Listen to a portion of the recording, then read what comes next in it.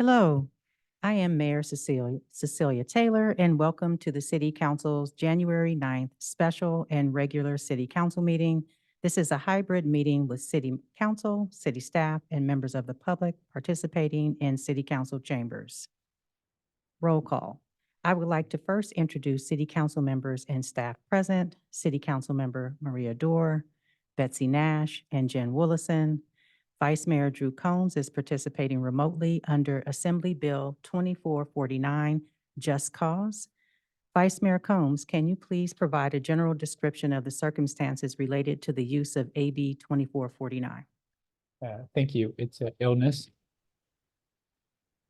Thank you.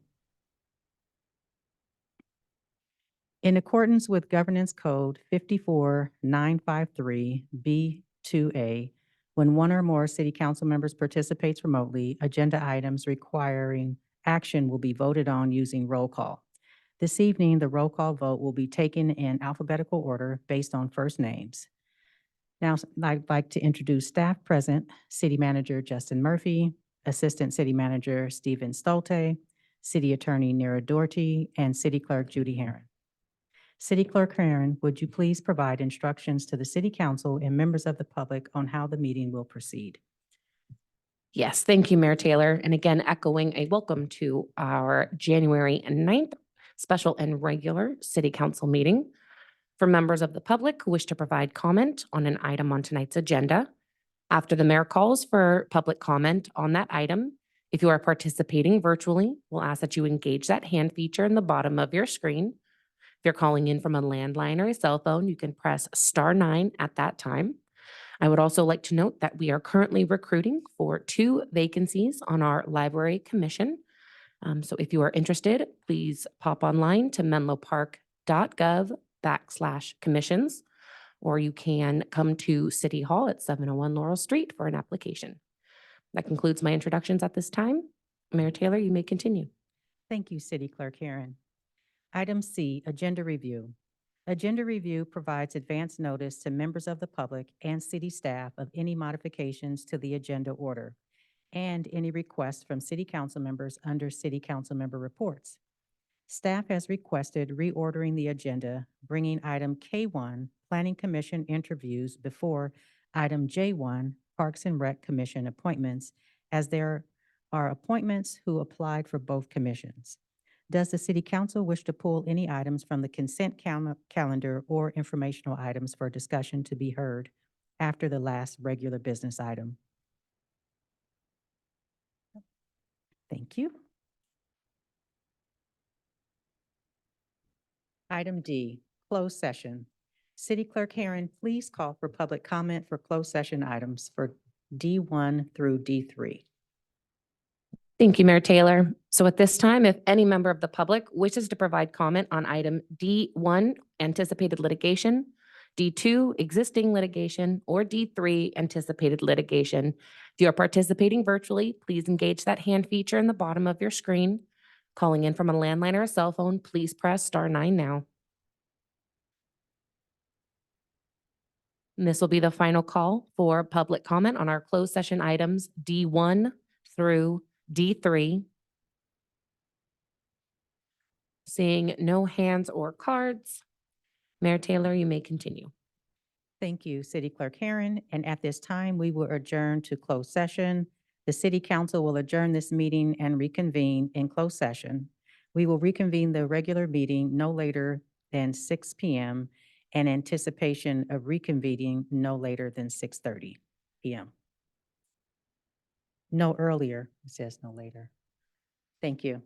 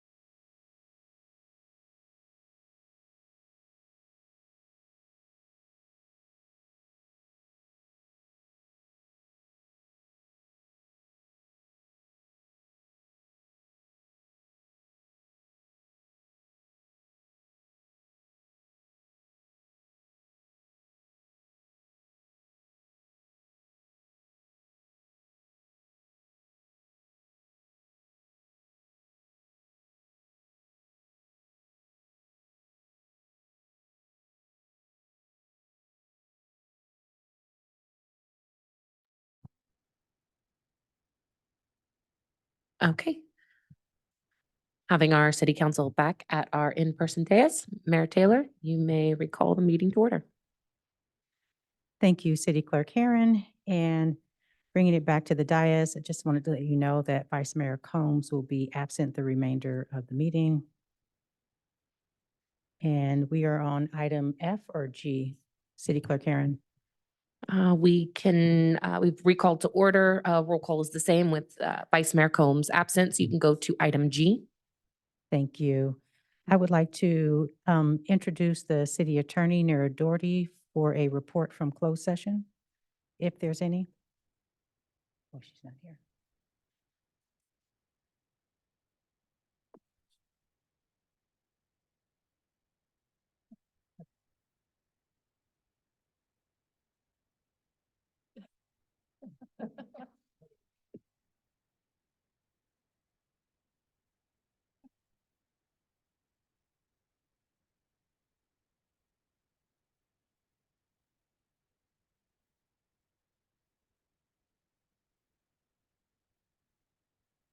Hello, Madam Mayor. There's no reportable action. Thank you.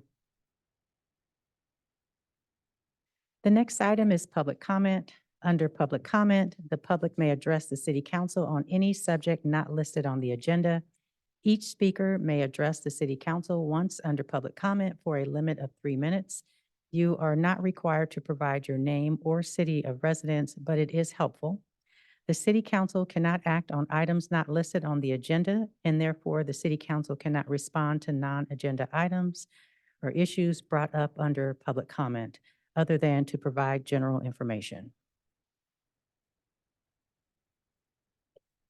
I would like to call for public comment at the appropriate time for members of the public to address the city council on items under agenda sections, presentation and proclamations, advisory body vacancies and appointments, special business, consent calendar, public hearing, regular business, and informational items. City Clerk Karen, can you please call for general public comment? Yes, thank you, Mayor Taylor. So at this time, if any member of the public wishes to provide a comment for an item not on tonight's agenda, if you are participating virtually, now's the time to engage that hand feature in the bottom of your screen. If you're calling in from a landline or a cell phone, please press *9. Participating in person, please complete a speaker card at that back table and return to me at the clerk's desk.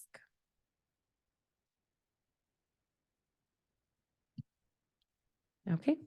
We currently have 2 speakers, so this will be the final call for public comment for items not on tonight's agenda. Okay, so we will have 1 speaker, and that speaker will be Jenny Michelle.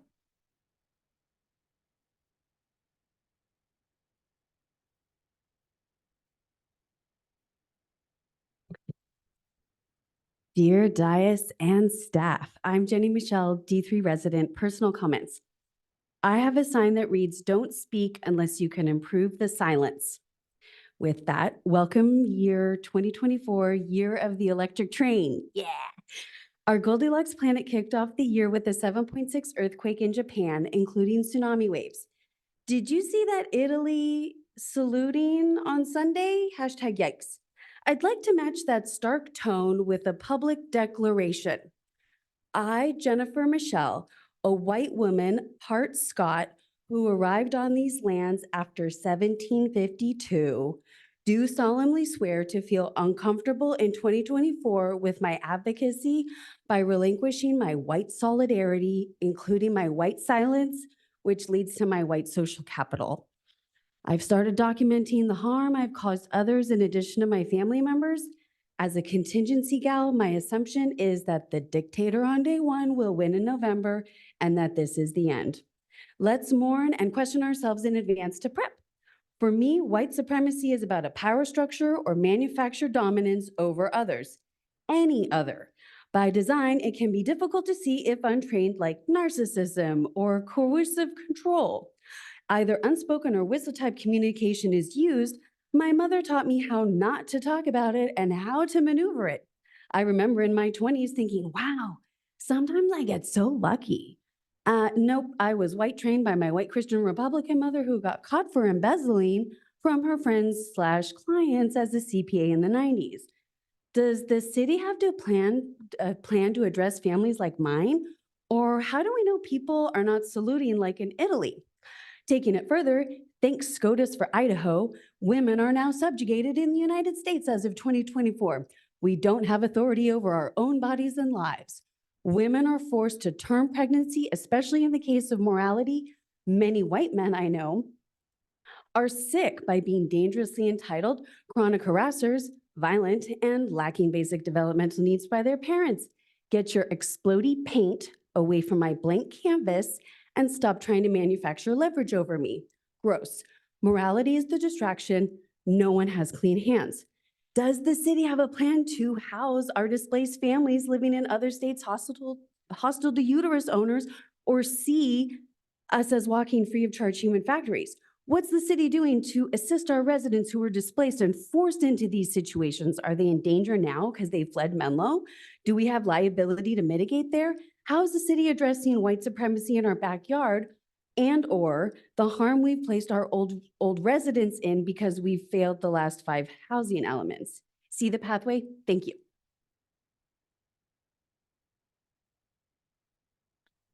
That concludes our speakers for item H, general public comment. Thank you, City Clerk Karen. The next items are item I, which is presentations and proclamations. We have one presentation and one proclamation this evening. The presentation is I-1 from HIP Housing, the calendar contest presentation. Here to make the presentation is Marius Atta. Thank you. Good evening, Madam Mayor and honorable council members. My name is Maris Ota, and I'm a proud board member of HIP Housing. I'm here tonight to share something fun. Since 1972, HIP Housing has been helping low-income residents in San Mateo County find and maintain affordable housing in one of the most expensive places to live in the country. HIP Housing is listed in all 21 housing elements in San Mateo County, including Menlo Parks, as a trusted affordable housing partner. And last year, we worked with over 3,200 individuals and housed 1,241 people throughout the county, including 63 in the city of Menlo Park. On behalf of HIP Housing, I'd like to thank you, Honorable Mayor and City Council members of Menlo Park, for your enduring support of our organization. As a symbol of our appreciation for your partnership, we're here tonight to present you with HIP Housing's 2024 calendar. Every year, HIP Housing asks children throughout the county in kindergarten through 5th grade to draw a picture of home and what home means to them. This year, we had over 320 participants, and from those entries, we selected 13 winners, one for each month and one for the cover. I'd like to read you one of my favorite quotes from the month of June, which is, "Home is where life grows. Home is where I can be myself. Home is where I keep all the treasure I find." We hope that this calendar serves as a beautiful reminder throughout the year of how important housing is for everyone in the county, especially our children. So for more information about HIP Housing's program and our calendar contest, you can go to HIP Housing's website, hiphousing.org. Thank you for your time. Thank you, Ms. Ota, for the presentation and the calendars. The next item on the agenda, City Clerk Karen, do we have any public comment on I-1? Thank you, Mayor Taylor. So at this time, if any member of the public wishes to provide comment on item I-1, HIP Housing Calendar Contest Presentation, participating virtually, please engage that hand feature bottom of your screen. Calling in from a landline or a cell phone, please press *9. Participating in person, complete a speaker card at the back table and return to me at the clerk's desk. Final call for public comment on item I-1. Seeing none, Mayor Taylor, you may continue. Thank you, City Clerk Karen. The next item on the agenda is the final proclamation is I-2. National Human Trafficking Awareness Day. National Human Trafficking Awareness Day is recognized each year on January 11th and brings attention to a crime that leaves a lasting toll on human life, families, and communities around the world. The goal of the day is to bring greater awareness to the crime of sex and labor trafficking. Each year, organizations around the globe provide support to communities, training to volunteers, and educational events to increase awareness. By raising awareness of this crime, you can help victims and our community by learning the signs of human trafficking and how to respond when you see suspicious circumstances. To get help or report suspicious activity, text the National Human Trafficking Resource Center at 233-733 or call 1-888-373-7888. Here to accept the proclamation is Director of Governmental Affairs, Human Trafficking, Beverly May, to accept the proclamation.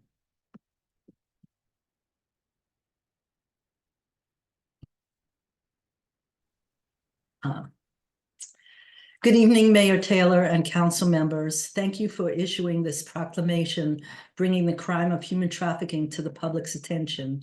My name is Beverly May. I'm Director of Governmental Affairs and Human Trafficking for the California Massage Therapy Council. I'm also a resident of San Mateo County and participate in the Human Trafficking Initiative meetings hosted by the San Mateo County Trafficking Program. Excuse me, let me shut the door. I'm pleased to be here tonight to accept this proclamation to raise awareness about this heinous crime that happens in our county. I want to provide information about some of the things that have taken place this past year.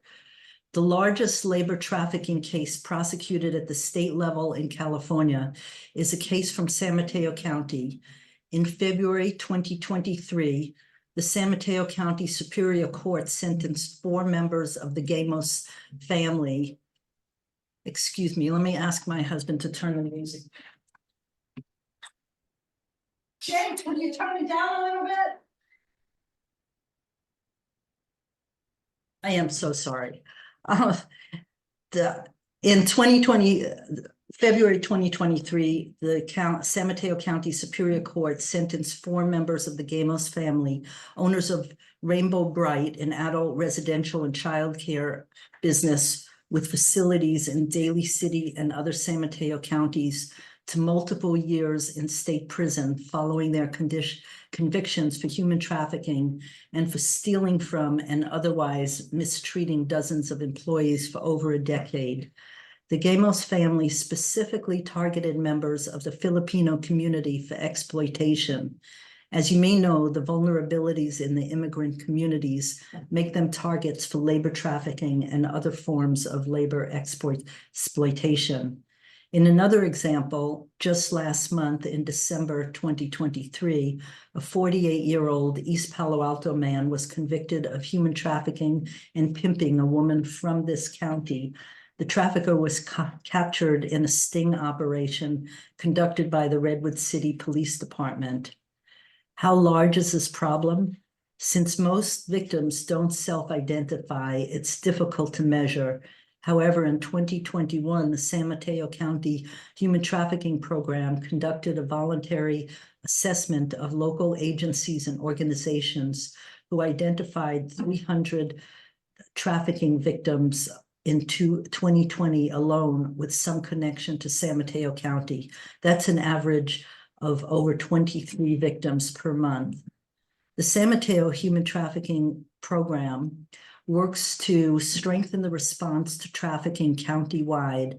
That's done in several different ways, including encouraging collaborative partnerships among county agencies and non-governmental organizations, by working to enhance the delivery of services to victims, by educating and training law enforcement and community groups, and by raising awareness about the crime of human trafficking through a variety of events throughout the year. And I should mention that our human trafficking coordinator, Pam Estes, for the county program, was just honored with an award issued last Friday by the San Francisco Collaborative Against Human Trafficking. One of the events the county has held was September 30th of last year, a community day of action hosted by the program along with the Bay Area Anti-Trafficking Coalition. On that day, volunteers were trained to raise awareness by encouraging hotels and motels in the county to comply with the mandate of California Civil Code Section 52.6.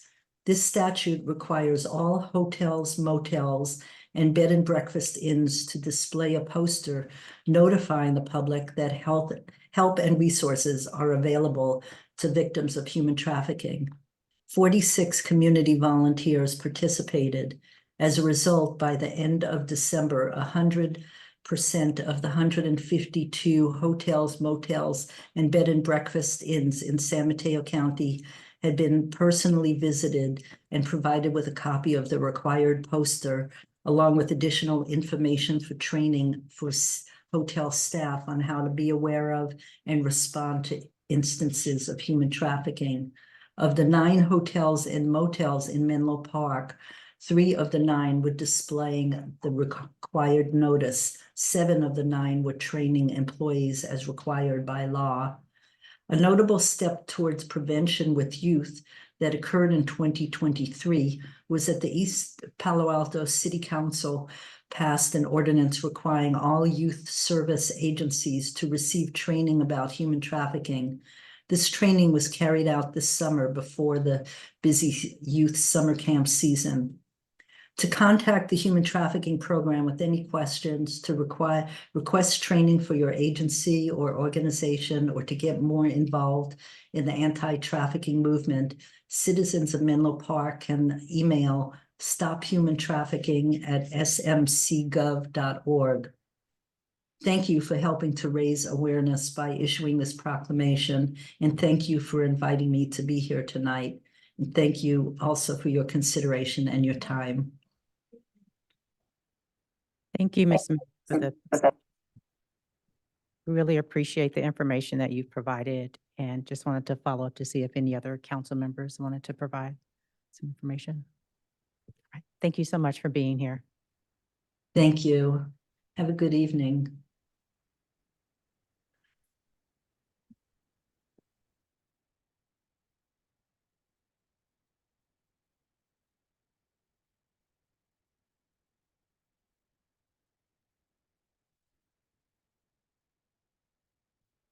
Mayor Taylor, may I open it to public comment? Yes. Oh, thank you. I was looking for that. Thank you.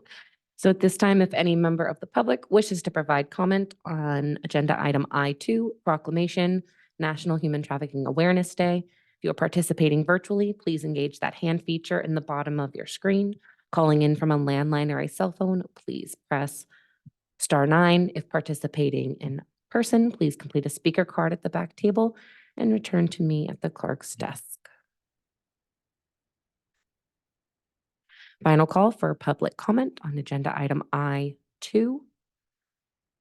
Seeing no hands or cards, Mayor Taylor, you may continue. Thank you. We will be reordering the agenda and go to our special business.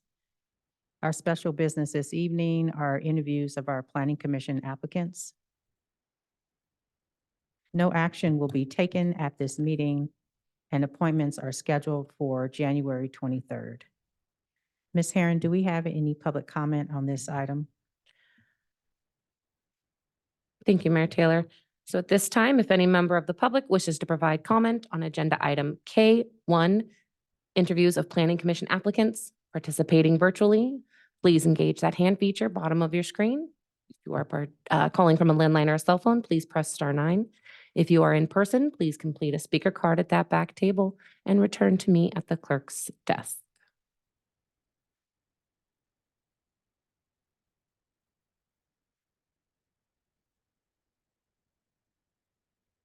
And I do see that Amisha has raised their hand. Amisha, you are an applicant. You will have an opportunity to speak, but if you had a general public comment for this item, you can go ahead and provide that now.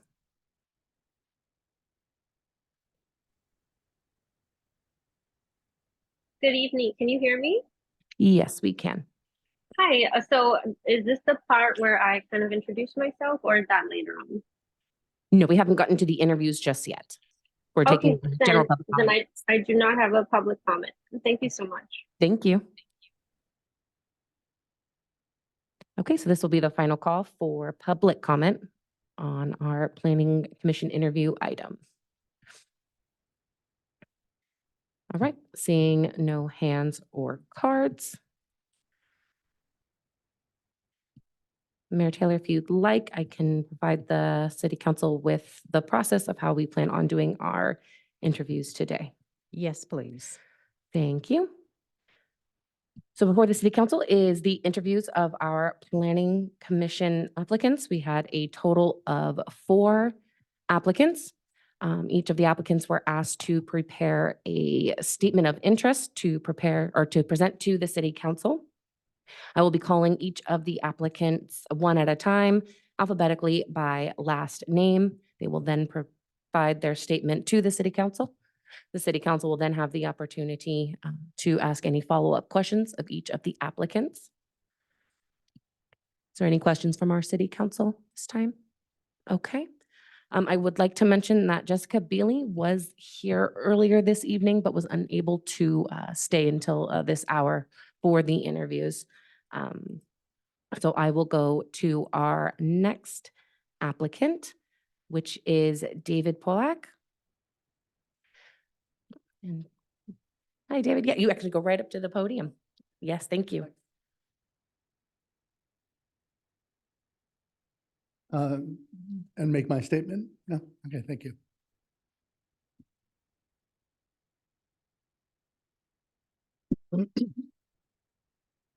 Madam Mayor, members of the City Council, thank you for the opportunity to speak before you this evening. Moving to Menlo Park to an apartment near the train station reminded me how much I value a vibrant, walkable community.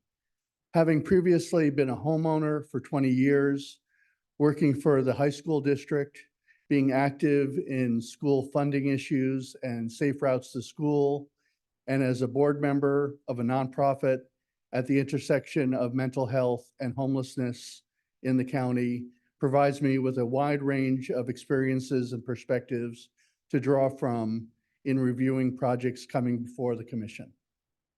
I want to take this opportunity to thank the City Council for their hard work in receiving conditional approval for a robust housing plan for nearly 3,000 new homes after extensive community involvement. While builders' remedy applications are still in play, I have full confidence in the city that all project applications will be reviewed in line with all applicable state and local laws. The Planning Commission plays a critical role in the process by ensuring that broader community impacts and interests are incorporated in the important work ahead. There are so many community voices deserving to be heard. Renters, homeowners, small businesses, schools and families, cyclists, bird watchers, folks who work in the city, who play in the city, residents facing housing insecurity. Everyone deserves that to be heard in the process, and ensuring that all voices are heard and have a say in the city's future direction is critically important. And I believe that my commitment to inclusivity and finding common ground will be invaluable. I stand ready to contribute to Menlo Park's thriving future. Thank you for your time and consideration.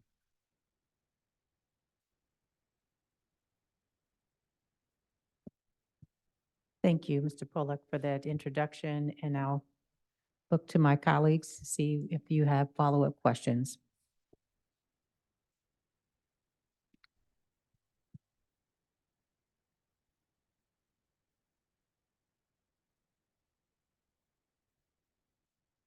Councilmember Dorr.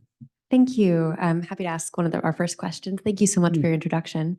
Could you share a little bit more about any experiences you have with discretionary review processes or building permit processes? As a homeowner, for 20 years, living in a house that was built in 1927 from, the Sears catalog. I've been involved with extensive remodeling and, permitting in the city of San Carlos. Fortunately, because of the location, there was no, unusual issues that, rose to the level of the planning commission or city council.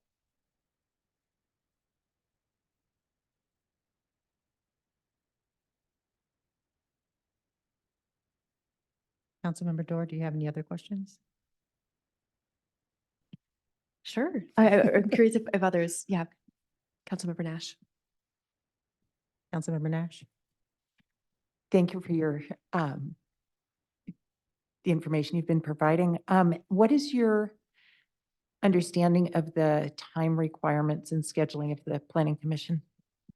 Well, depending on the agenda for the, meeting, generally maybe, 2 to 4 hours for a light agenda and then the meeting itself. But it could go like 6 hours or more in prep if it's a full agenda with a, application that has piqued community interest, shall we say. And the meetings itself could go into the wee hours of the morning. Thank you very much. Yes, next question. Have you been to a planning commission meeting? Yes, there's several. Thank you.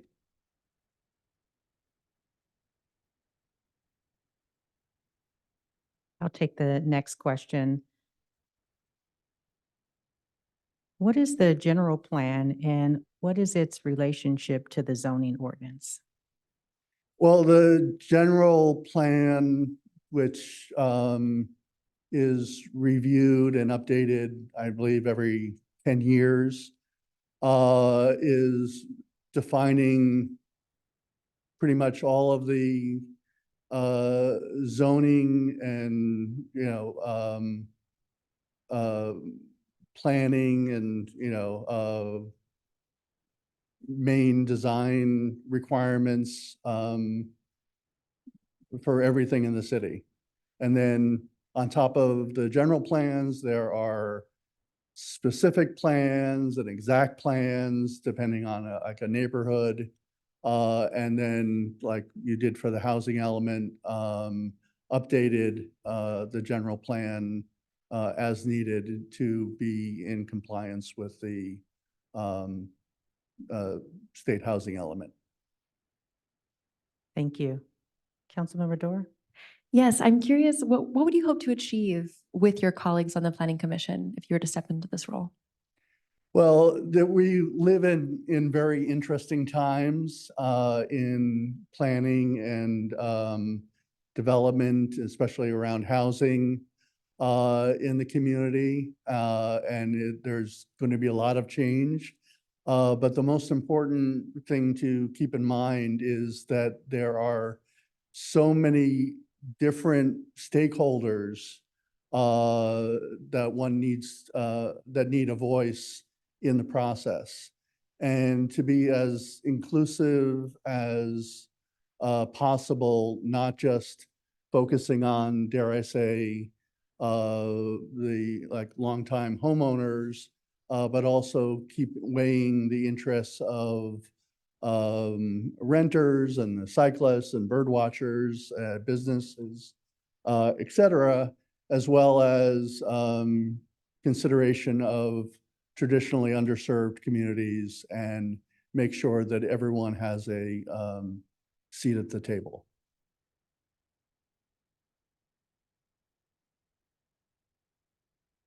Councilmember Nash? Do you have any questions for us? No, I do not. I appreciate this opportunity to speak with you this evening, and thank you for your consideration. Thank you for coming in person. Thank you. Thank you, David. So our next applicant will be Amisha. And Amisha, I'm going to go ahead and ask you to unmute now. Good evening, everybody. How are you? Doing well, thank you. So if you'd like- Apologies that apologies that I couldn't be there in person. I have two little boys, and unfortunately, their bedtime is coming up. So I just wanted to be mindful of them as well. Thank you for that. You can go ahead and present your statement to the City Council. Thank you very much. Good evening, Madam Mayor. Good evening, council members. Thank you for listening to me. Thank you for allowing me to even apply. My name is Amisha Oza. I'm a healthcare professional. I'm also I'm also a medical director, and I work at a nursing college where I also manage many of the sites throughout California. So I do have a lot of experience with managing and dealing with a lot of different personalities. And I wanted to mention that aside from being a parent, I'm also a community member, and I absolutely love Menlo Park. I love our city. And I wanted to just say, I want to keep things as they are, if not better. And I want to make sure that all of the special projects are taken into account with creativity and with input from all members of society. My platform is to invite open discourse, no matter what, kind of regarding all kinds of issues, whether they're zoning issues or planning issues. And I want to mention, I did apply to the Parks and Rec Commission as well. I have a lot of experience with gardening planning. I work as the chair of the garden program at Encinal Elementary itself, and we do a lot of our own zoning there, working with different enterprises to kind of help the children really be enriched in nature. But I guess that was just my interest. I want to just be a part of everything that Menlo Park is, and I want to keep helping. And I don't know, I'm just enthusiastic, and I want to know what I can do to be a part of this community.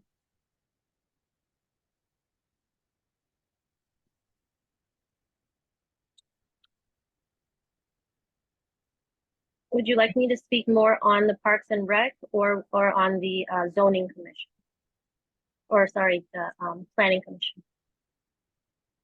For now, to just speak for Planning Commission. Just for planning. Okay, wonderful. Thank you. Big part. Oh, sorry. I just wanted to say thank you. And obviously, I agree with everything that Mr. Pollock said. It all makes total sense. But I am also learning, and I'm here to work. I'm here to learn. So please send me your questions. Thank you, Amisha. And so, yeah, I'll turn it back to the City Council for any follow-up questions. Thank you. And Councilmember Willison. Yes, thank you.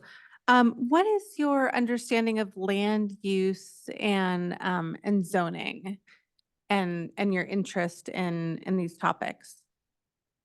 My main understanding of planning, so I haven't attended a planning commission meeting. I haven't really been involved in zoning. My main interest was the Parks and Rec Commission. However, it was suggested that I apply to both. I don't have a lot of experience, but I'm a very good learner. So I guess I don't know much, but I am here.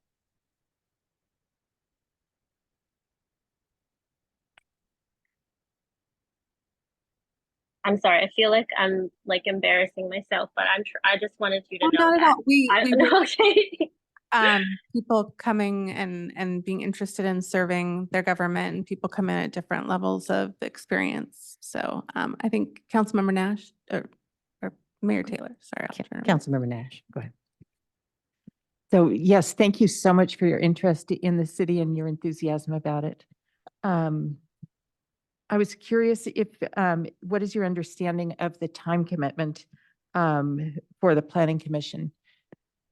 I read online that there's only one meeting per month. However, I have a lot of, believe it or not, free time. And I do a lot of I do a lot of planning and work already for my other jobs. I feel that I could commit 12 hours or more a week to this. I don't know exactly how much will be needed, but that is my availability. Thank you very much. There are 2 meetings typically per month for the Planning Commission meeting. But thank you very much.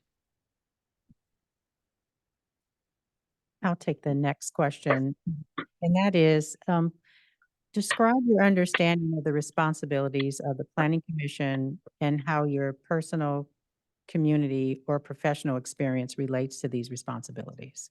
And I know you shared some in your introduction, just wanted you to elaborate. Certainly. Okay. So my understanding of the Planning Commission is simply there will be proposals from different parties on say, hey, I would like this space to be this way.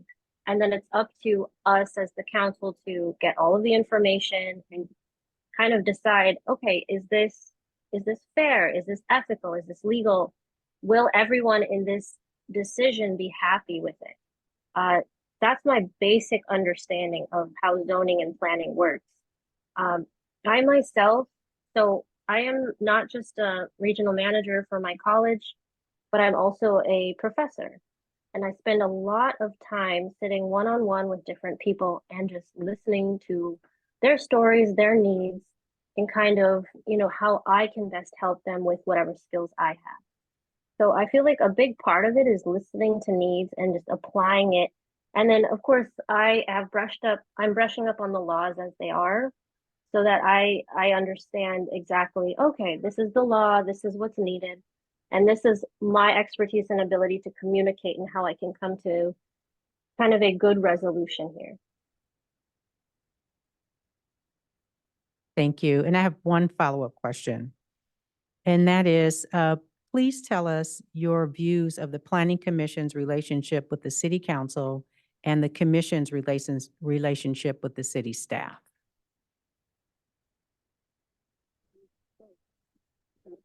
Together? And this is just your views.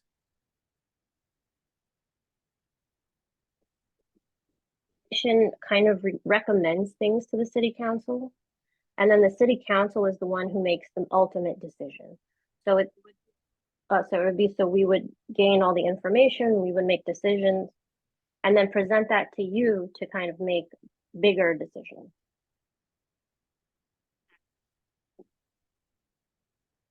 Thank you. Councilmember Dorr? Thank you. I'm just curious, thank you so much for your interview. What you'd hope to achieve while serving on either the Planning Commission or the Parks and Rec Commission?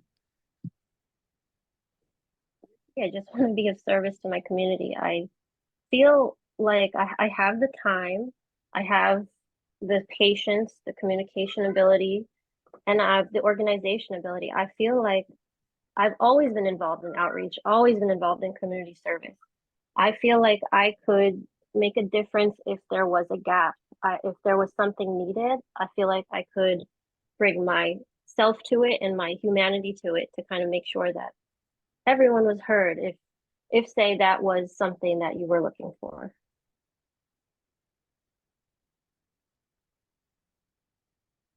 Councilmember Nash? Do you have any questions that you would like to ask us? And it's fine if you don't. I want to thank you for listening to me and just being so kind. I appreciate it. Thank you for applying for the Planning Commission. Thank you again, Misha. All right, and our final applicant this evening will be Ross Silverstein. Ross, you should be able to unmute your end at this time. Hello. Yes, we can hear you. You can go ahead and make your statement to the City Council. Great. Dear Mayor Taylor and Menlo Park City Council, I'm excited to express my strong interest in serving on the Menlo Park Planning Commission. As a relatively recent resident of Menlo Park over the last 2 years, I've fallen in love with the city. I'm passionate about shaping it thoughtfully and sustainably over the next years. The specific values I believe I will bring to the Planning Commission are, firstly, a passion for community. I believe my personal vision aligns with the city's goals of vibrant mixed-use neighborhoods, a thriving downtown, and responsible growth that accommodates our housing needs, as well as the broader community at large. Second is advocating for all members of the Menlo Park community, from renters to homeowners to visitors, from people who have lived in Menlo Park for decades to those who recently moved here, to those who would love to call this town their home. From walkers to bikers to public transit riders to car drivers, I feel strongly that everyone needs an equal voice in their local government, specifically as it pertains to any changes that might occur. And the third is simply serving the community. I know a lot of work the Planning Commission does is not only the grand plans around huge developments and zoning. There's so much work that happens on the micro scale that affects people just as deeply, and having an impassioned group of people working on those issues is necessary for success. Thank you all for your time and consideration. Thank you, Ross. So we'll go ahead and turn it to the City Council for any follow-up questions. Thank you. Are there any council members that are interested in asking the first question? Councilmember Dorr? Yes, thank you. Have you been to a planning commission meeting? While it's hard for me to attend all the meetings in person, I have watched Planning Commission meetings and have read a number of the agendas, partially in preparation for potentially being on the commission and also partially out of my general interest. And connected to that, given your exposure to that space, what's your understanding of the responsibilities of the commission, and how does your experience relate specifically to the commission's work? Yeah, I see the Planning Commission's responsibilities lying in two primary aspects. The first is reviewing development proposals, either approving them, giving feedback, making sure they're all in compliance. And those proposals might be for anything from a smaller house or remodel to all the large developments that are happening in Menlo Park.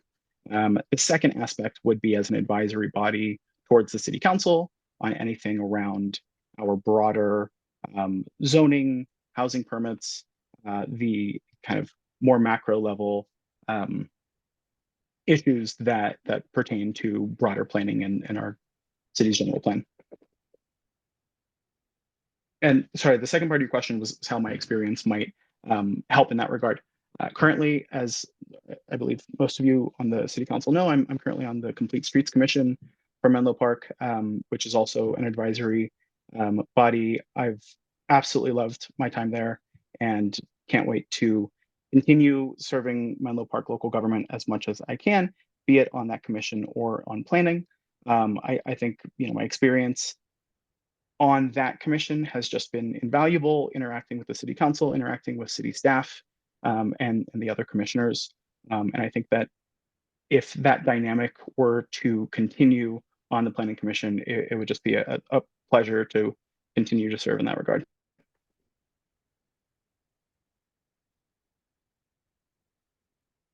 Councilmember Nash? What is your understanding of the time commitment for that's necessary in order to be well prepared for the Planning Commission meetings? Thanks for the question. As was mentioned earlier in the meeting, there are twice monthly Planning Commission meetings on Mondays that can take hours and go through the night. But one of the things I don't think was mentioned that I'm acutely aware of is the prep time that it would take in order to be fully and formally and responsibly prepared for a lot of these meetings, to show up to a Planning Commission meeting without having read the agenda, without having read the proposals, and being asked to make a either decision or comments unprepared would not be responsible. And so my understanding is not only there are those meetings, but also the very long agendas and being formally prepared for the meetings is something that would also be expected of anyone on the commission. Thank you.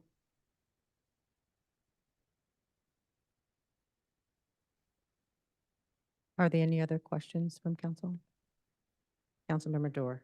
Yes, thank you. Could you share about any experience or knowledge you have about discretionary review processes, building permits, or zoning? I have very little firsthand personal experience. I'm currently a renter in Menlo Park and I haven't applied for any zoning permits. I understand that the process for a lot of these permits would come through the Planning Commission. If your question is on my specific experience, it's relatively little. If your question was more on kind of my broader knowledge and awareness, I would say I am broadly aware of the process that one might have to go through. I have neighbors on my block who have done everything from a small remodel to an entire rebuild, and have gone through their respective permitting processes, as well as I have followed with interest a lot of the broader, very large developments happening within Menlo Park and the variety of different reviews and all the various times that they come back to the Planning Commission or come back to City Council, either with updates or with changes that might happen in those proposals with those permits.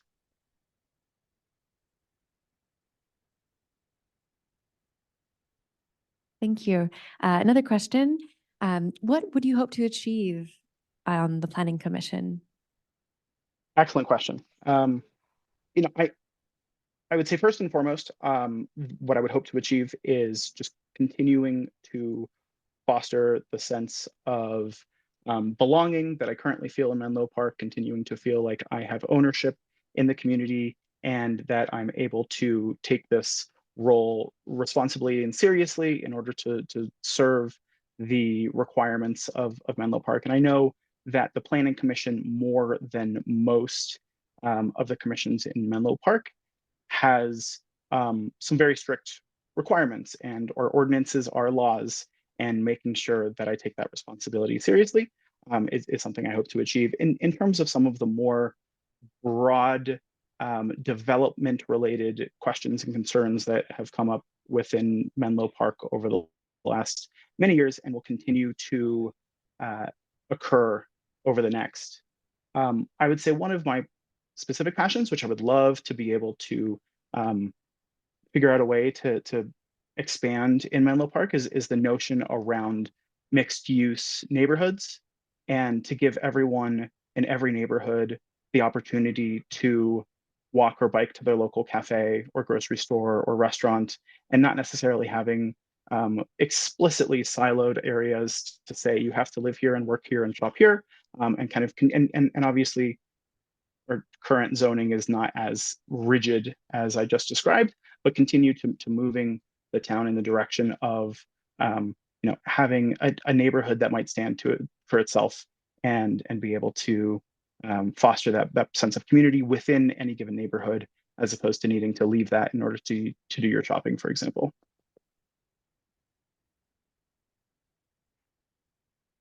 Thank you for applying to be a planning commissioner. We appreciate you interviewing with us. Do you have any questions for the city council? I'd say one question I have is my experience within the Complete Streets Commission is that it is mostly a purely advisory body. Many of the actual decisions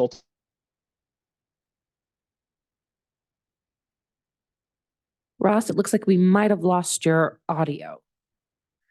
Can you check your microphone?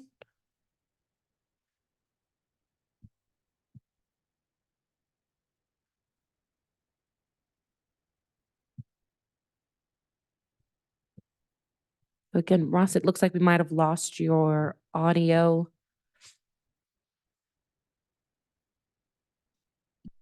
Okay. I think the question might have been towards an advisory body compared to maybe the Planning Commission. apply to the Planning Commission. If so, to Planning Commission decisions. So Ross, we did lose your audio there for a moment. Hi, council members, can you hear me? Yes, now we can. Thank you. So sorry about that. Did you lose my entire question, or were you able to hear it? We lost Okay. majority of the question, yes. Okay, I will start again. Just want to make sure everyone can hear me great. Yes, now we're clear. Thank you. Okay.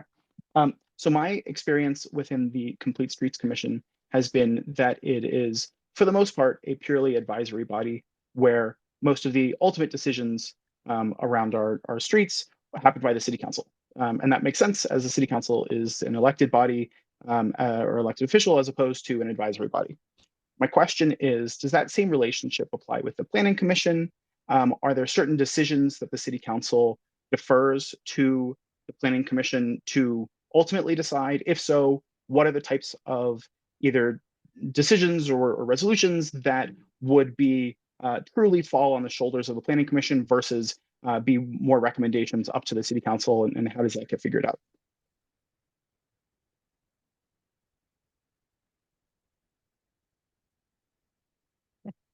It's a great question. The Planning Commission is a regulatory body. So it's definitely different than the Complete Streets Commission. To give you the short answer. Does anybody else want to add to that? Yeah, I think they do make decisions that are quasi judicial. That being said, decisions can be appealed to the city council, and there is precedent for that occurring. But there is more binding work that they do versus the city council. And I think the city council relies very much on the planning commission, especially on, I would say, single family home remodels. I mean, if you look at some of the planning commission agendas, there can be, 6 or 8 entitlements going up for review. And for the most part, we don't end up seeing those. So what the planning commission says goes.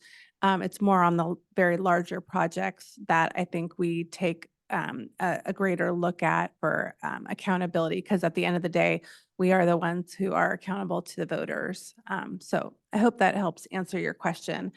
But the Planning Commission kind of stands out among the commissions as being the one that has more, I would say, regulatory authority.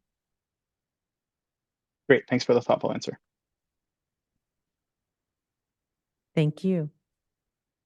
City Clerk Karen? Those are all the questions I had. Thank you. Thank you, Ross. Appreciate your time and your application.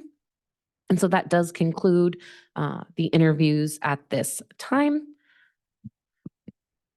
And with that, Mayor Taylor, we can continue to the next item.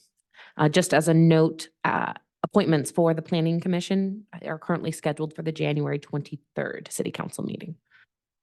Thank you. Councilmember Dora? I have a question. I know that Jessica was in person and wasn't able to stay because of a prior engagement.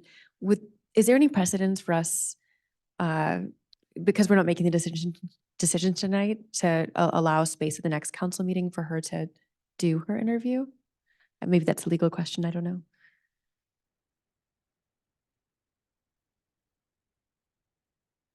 I think I'd actually want to circle with the city clerk on that and whether or not we've done that in the past. Legally, I think it's acceptable, but do we have any restrictions based on our own practice and policies?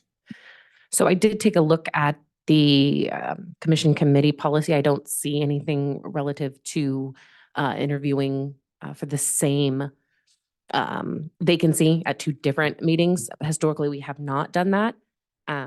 But again, it would just be, I think, agendizing a new item opposed to continuing this item. Is that right, City Attorney? Okay. Yeah, I would agree with that. Is that what the council is considering? I was going to ask Mayor Taylor. So my question would be, I would be supportive depending on how it impacts the next agenda. I'm not sure if we would be able to interview the same day that we were making the appointment. Yeah, we can do that as long as the city clerk has like the technological capabilities to do that. We could do that. Yes, and we could do that. We will just agendize it where the interviews obviously come before the appointments. and give Jessica the opportunity to interview. I do just want to make a point of clarification that we're not extending this recruitment, but just scheduling another interview on January 23rd for the one applicant who was unable to attend. Yes, Okay, I'm definitely supportive of that.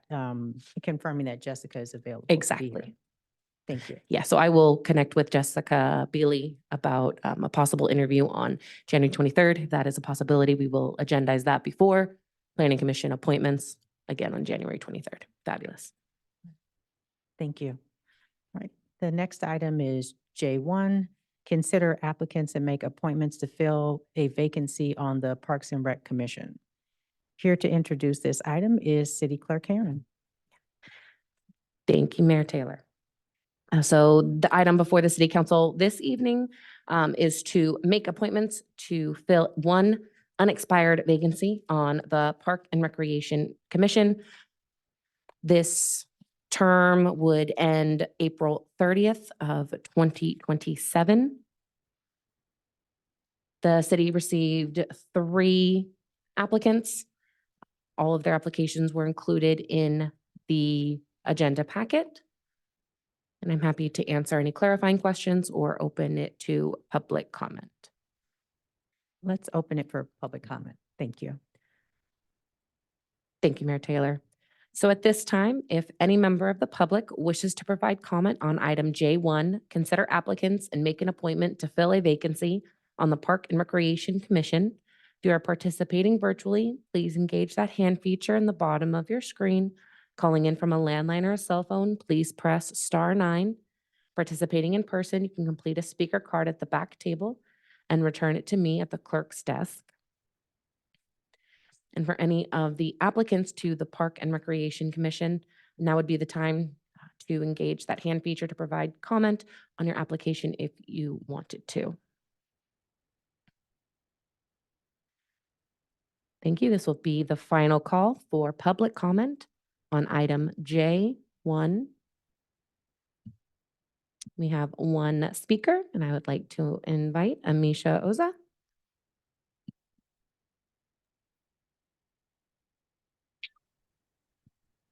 Good evening again, everyone. It's Nisha Oza. I wanted to mention that Parks and Rec is my choice for serving the community. But I am open to all. As I stated before, my main goal is to help serve the community in any way I can. I love to help. I moved here a few years ago. My husband developed a neurological disease and he almost passed away, but he is now in good care. In the time that he was sick, I found myself with 2 little boys, not much to do. And so we spent a lot of time in the parks. In the parks and the recreation center, especially the one the recreation center there. We spent hours there, days. If you add it up, probably months. It was our rest. And I can't imagine how we would have gone through these horrible days without it. I want to be a part of maintaining that. I want to make sure that people's voices are heard in terms of recreational activities or, additions to parks or, increasing green spaces. I want all of that to be maintained, if not expanded upon. The other thing we dealt with a lot with my now disabled spouse is accessibility. Accessibility is really important to not just him, but many of our community members. I want to ensure that we maintain that accessibility. I'm sorry, that was probably my time, right? Apologies. No, Misha, go right ahead. You still have 1.5 minutes. Oh, okay. Thank you. Okay. Yes. So I wanted to focus on accessibility and in terms of not just physical disabilities, but as we know, there's the Magic Playground in Redwood City, that kind of thing. I would love to implement more of that if there were ideas or policies surrounding that in our community. Obviously, environmental laws are key. We want to keep an eye on all of in terms of our green spaces, in terms of managing it and maintaining it so that there is no waste, there is no ecological problems. And then obviously we want to be within the lines of our budgets So that's something that I would spend a lot of time trying to understand and see, see where funds should be allocated. And then, yes, essentially just want to make sure everything is inclusive, sustainable, well-maintained. And honestly, I just want to be a part of it because it helped us so much. That's all. Thank you for your comment. Okay, so that does conclude our public commenters. I did want to make one quick note. The staff report states that Amisha Oza resides in District 3. That is actually District 4 that Amisha resides in. So just a point of clarification for the city council. Next, when it comes to the appointment process, the city council can either do it through nominations, where I go down the line of the dais, taking the nomination for the one expired vacancy verbally, or the city council can opt for a secret ballot, and then I can just display the results on our screen and then verbalize those to our audience. I'm fine with voting in public. So with that, I will return it to the city council if you have any further question, clarification, or discussion.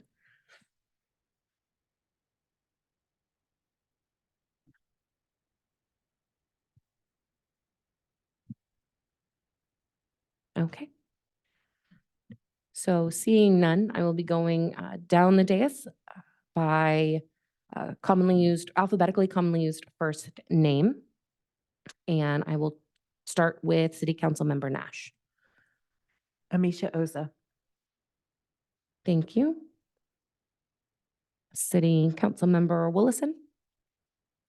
I just want to say what we say every time we do this, which is sometimes it takes a couple tries to get on a commission, and we do have open recruitment opening up momentarily, where there will be more openings, I think, on all of our commissions. So I just want to thank everyone who has applied, and I'm also going to vote for Amisha Oza. Thank you.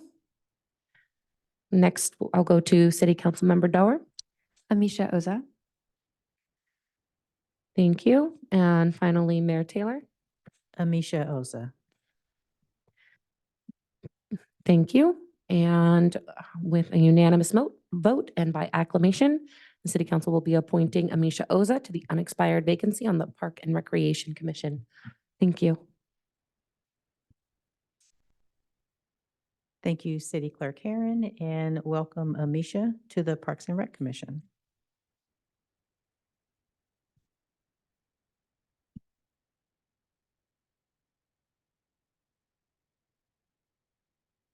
Our next agenda item is the consent calendar. Under the consent calendar, the City Council may take action to approve routine business items in one motion unless a city council member, city staff member, or a member of the public requests that an item be discussed or continued to a later date.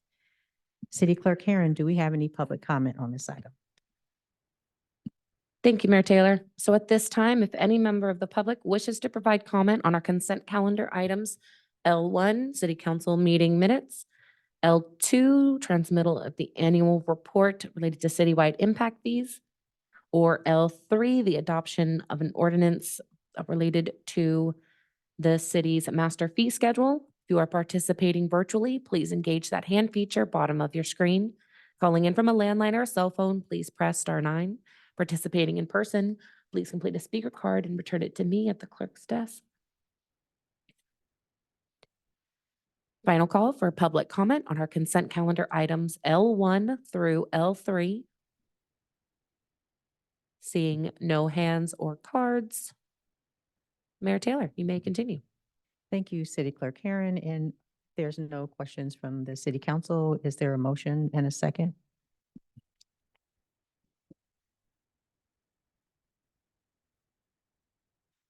I'll be glad to move. And I would be happy to second. Thank you. Because we do not have a city council member virtual, the city council can use the vote cast system at their stations.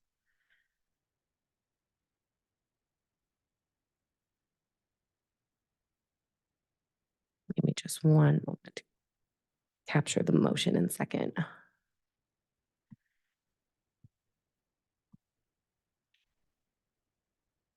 Okay, so the motion on the floor by City Councilmember Doer and a second by City Councilmember Nash to approve the consent calendar. Any further City Council question or discussion? Did I get the motion and seconder incorrect? They're reversed. All right. So motion by City Councilmember Nash and a second by City Councilmember Doer. Is that better? Fabulous. Thank you. To approve the consent calendar. Any further City Council question or discussion? Seeing none. And the motion passes with Vice Mayor Combs absent. Thank you. Thank you. The next item on the agenda is item M1, public hearing. Public hearings are a formal proceeding held in order to receive testimony from all interested parties on a proposed issue or action. Tonight's public hearing is to introduce and waive the first reading of an ordinance amending the city's master fee schedule to include aquatics fees. Here to introduce the item is our Administrative Services Director, Brittany Mello. Good evening, City Council. So before you this evening is the introduction of an ordinance to amend the master fee schedule to include aquatics fees. The aquatics fees are being presented in a standalone ordinance because incorrect draft aquatic fees were inadvertently included in the master fee schedule ordinance that was introduced at the December 5th City Council meeting. The second reading of the master fee schedule with the aquatic fees section removed was approved on the consent calendar moments ago. On September 12th, 2023, the City Council authorized a new aquatics operator agreement effective October 1st, 2023. This agreement specifies that aquatics user fees shall be subject to City Council approval in the master fee schedule no later than 6 months after the agreement took effect. The proposed aquatics fees are outlined in Exhibit A of the draft ordinance found in Attachment A. The aquatics operator would begin charging the proposed fees if approved on April 1st. Note that the recommended aquatics fees are equivalent at both of the aquatic centers, and they include the hyperlocal resident fee, which is 65% of the resident fee unless otherwise specified. That concludes my brief report, and staff are available to answer any questions.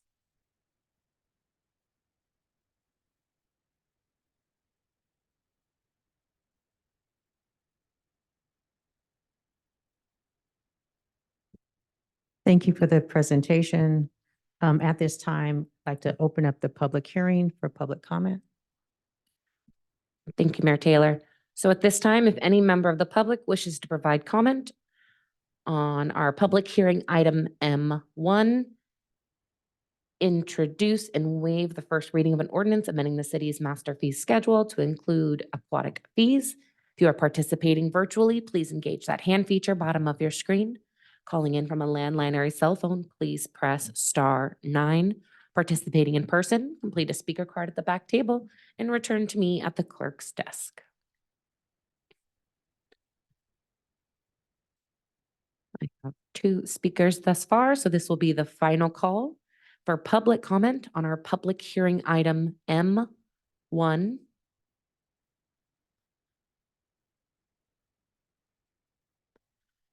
Okay, we will be closing public comment and going to Tom McRae, followed by Tobias Kunze.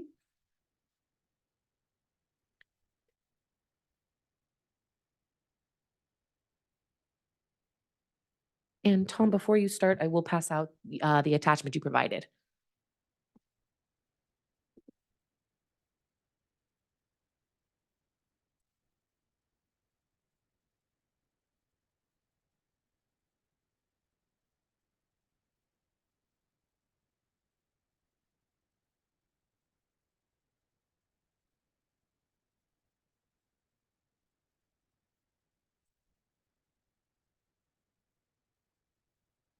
All right, Tom, go right ahead. Okay. Good evening, council members, and Happy New Year, Mayor Taylor and council members. My name's Tom McRae. I'm the coach of Solo Aquatics, and it's kind of exciting because this year marks the 30th year that Solo has operated its swimming program for the youth in Menlo Park. Solo is a nonprofit 501c3 organization, which basically works with children 5 to 18. The new fee structure, unfortunately, as it relates to the operations that we run, are set forth in such a manner that the original ones, if you look at your first page of the handout there at the bottom, you'll see if we took the rate, Solo currently pays $14 a lane hour, and as well as PASA, we pay the same rate. And so the rate increase, as it's listed as a resident or a non-resident, would increase between 43 and 57%. In the draft that came out with the M1 proposal, it goes ahead and drops the nonprofit fee. That's on page 2, drops the nonprofit fee. It also introduces a new range that I've never seen before of $14 to $18 per lane. And as well in that, it does not give a percent increase of what that percent increase would be to us. So I'd like to just speak to that and be able to say that one of the things with this was cost recovery.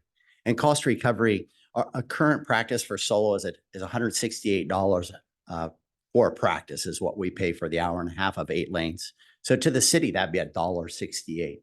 The proposed increase would increase the fees to the city by 70 cents. To us, that's $70. That $70 reflects the ability to put another coach out on the pool deck, to be hands-on with children. And as a result of that, then we're looking at it from the standpoint of, hey, do we go ahead and increase our costs to our residents of Menlo Park, primarily, which is our service area? Do we increase the cost to the people in Menlo Park to cover these costs? And so part of it is looking at saying on the next page, it points out that the community-based youth nonprofit programs in the area. And we went ahead and went with looking at pools, for example, in Pacifica. Pacifica is an indoor facility, and they charge about $11+ an hour per lane. A lot of those, like Pacifica, rents at $125, and all the way to $8 in Mountain View and Sunnyvale. And so we're already paying 75% more than the local programs that are outdoor facilities. And so moving from, we're already paying 14. And so this would be a drastic change, which then would result in changes to our program and services. Thank you. And our final speaker will be Tobias Kunze.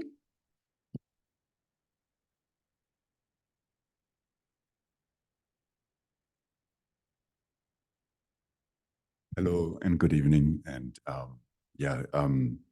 I just returned from Europe, so there's very little coordination. I have pretty much the same arguments that Coach Tom just made. I'm talking here on behalf of the board of Solo Aquatics. And want to ask you that you send this fee schedule back to staff for changes. A little bit more detail maybe about that. 2 reasons is you've seen on page 1 of the handout that it's really singling out the subcontractors in the master fee schedule with a roughly 50% increase in lane fees on a pretty high dollar basis already, right? This is expensive. Running a program is really expensive. And so we feel is discriminating against third-party providers with little benefit to the city. We heard about the cost recovery. And then also they're really excessive, the fees. We are already at the top end of what is a normal range for nonprofit swim programs in the area.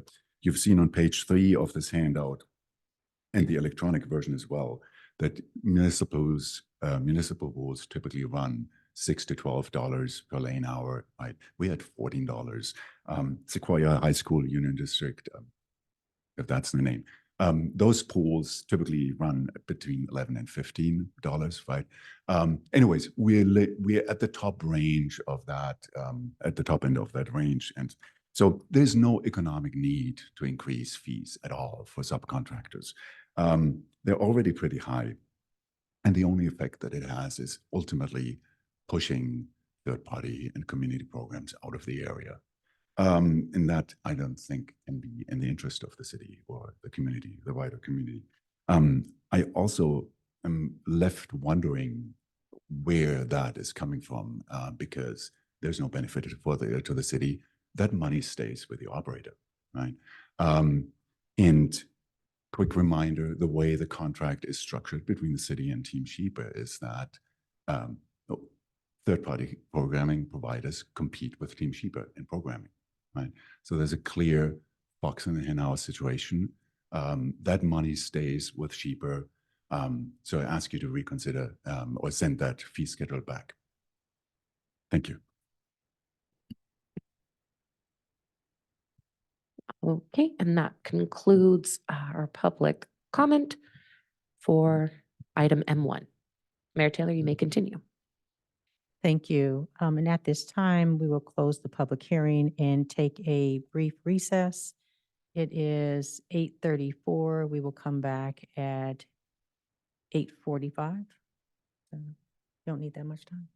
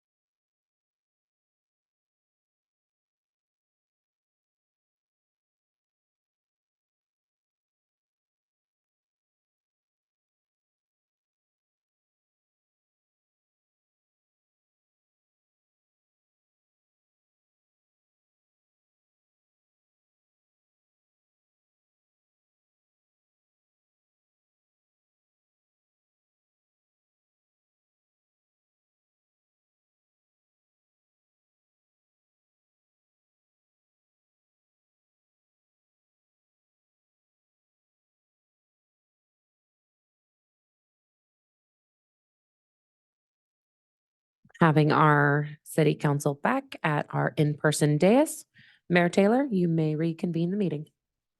Thank you, City Clerk Herring. And coming back to the dais, before we took our break, we were closing the public hearing and then bringing it back to City Council for discussion. Before I do that, I just wanted to give Ms. Mello and Mr. Reinhardt an opportunity to follow up on some of the concerns addressed during the public hearing from Mr. Tobias and McCray. Thank you. Thank you, Mayor. Sean Reinhardt, Director of Library and Community Services. Appreciated the public comments. Just wanted to offer a little bit of information just to kind of help clarify regarding the subcontractor rental rates. So they have not been updated in 5 years. Currently, there are, I think, 4 subcontractors that are renting lane space, is my understanding. They pay $14 per hour. That would be Solo and Pasa. There's another group called Mavens, which is currently at $15 per hour. And then there's a group called Revolutions that's renting at $18 per hour. So again, those have not been increased in 5 years. And looking at just sort of like the cost of operating in per lane, I just would note that just for individual lap swim, individual swimmers are paying $9 or $10 per hour, you know, depending on the residency status. So it's sort of in line with that. Regarding the information about rates in other swim centers in the vicinity, we maybe need to take a closer look at the information that was presented in the attachments. For example, I think there was a comment about Mountain View charging something on the order of $7 per lane per hour. But when we look at their master fee schedule in Mountain View, we do see kind of listings for a per lane for resident or business being $17 per hour per lane, plus the cost of lifeguards. And for non-residents, $22 per hour per lane, plus the cost of lifeguards. So I think we'd want to like kind of double check like that comparable, that comparison. I think that covers what I noted from the public comment, but if there were other elements of that you wanted some clarification on, we're happy to provide it. Thank you very much. 2 comments. One is just that the $9 to $10 an hour is per swim. You can stay there as long as you want, so it's not per hour. The other question I have is whether we could ask the individuals from Solo where they got their information, so that we can, just to make it easy. Certainly. Thank you. I see Mr. McCray coming up. Coach Tom, yeah, I called, if you actually look at the fee structure, I have it right here in front of me for Mountain View, and it actually breaks it down. It's right here. Happy to go ahead and hand it to you.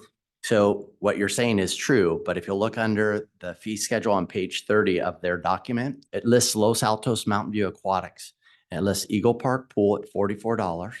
And then it lists Ring Store Pool at $55. And it lists right there, it says it's 10 lanes. And so it actually has a separate rate. It's in their fee structure for their youth program. Thank you.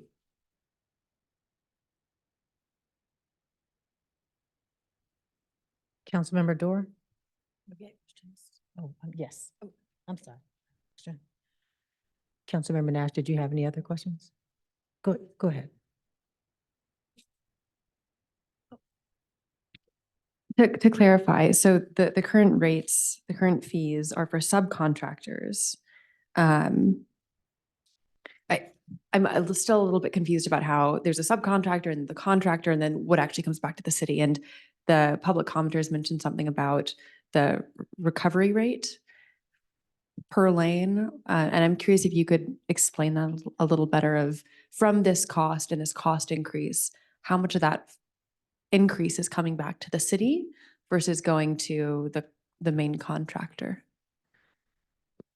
Thank you. That's a good question. So really what we're talking about is for third parties to just like rent lane space in the pool. So that revenue, we would have to do like a analysis if you want like an understanding of like what amount of each per hour per lane revenue would come back to the city. But looking at the city's agreement with the aquatics operator, there is a certain revenue share percentage that across the board for all revenues that is then paid back to the city, subject to a certain formula in the agreement. Off the top of my head, I can't make that calculation for you, but that's how the revenue that comes in from rentals, from resident swim is cost shared with, or revenue shared with the city. And what's that overall percentage? You have to give me a moment to go back to the aquatics operator agreement to get that. I can get that during the discussion tonight. I'll just Thank take you. I don't need an analysis, but I was just curious for that percentage number. Thank you. Councilmember Nash?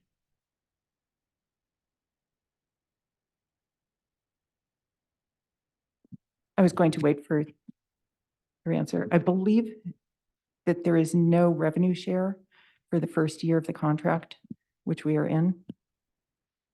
And then I will let you.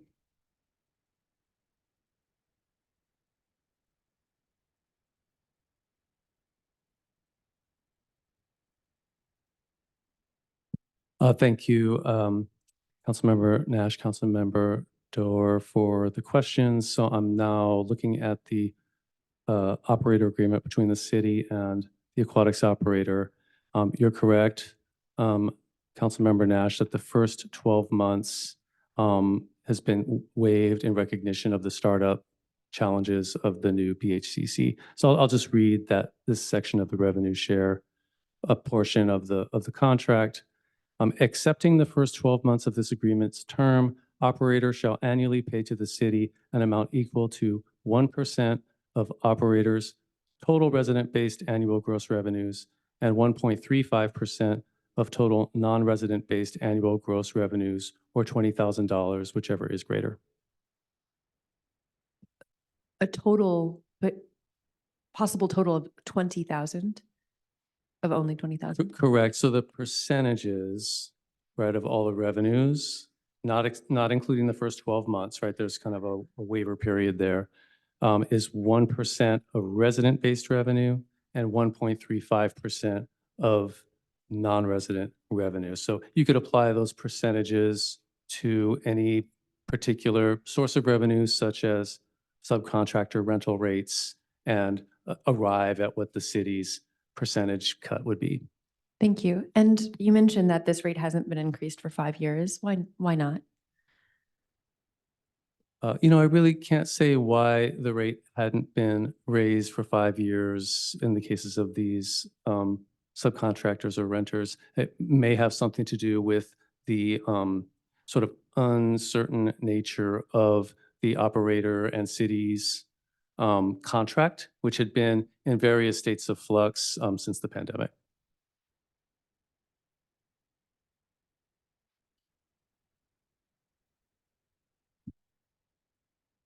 Could you share what the revenue share has been for the last couple years? At least approximately? Again, I would need to kind of dive into like previous city council reports. I think somewhere in the July timeframe of last year, the city council actually did review that topic in preparing and selecting the aquatics operator. I can try to find like the precise numbers, but I do know that the number has been in the low tens of thousands for the past few years, somewhere in that range. I would have said 20 to 30. Yeah, I think that's consistent with my recollection off the top of my head. Yeah. Thank you.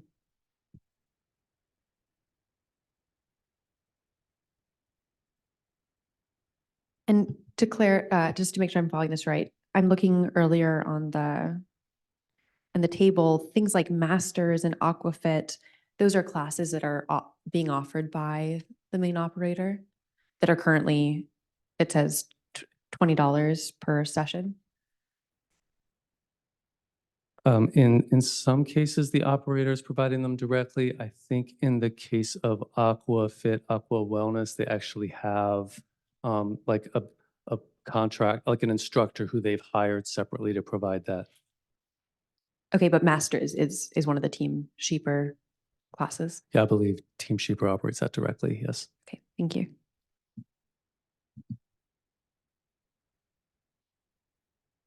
Councilmember Willison. Thank you. This is an interesting discussion. So given that the city isn't really getting a whole lot of money out of all this, is the intention of setting these different fees from the city's perspective, kind of controlling what programs we're incentivizing to occur at the pool? Because I'm wondering what the benefit is to the city to be to be charging these fees if we're only getting like a penny on the dollar. Because if we're looking at cost recovery, we're not really recovering cost. We're more pulling levers of who we're rolling out the welcome mat for these programs over other programs, since it's a limited resource, the pool.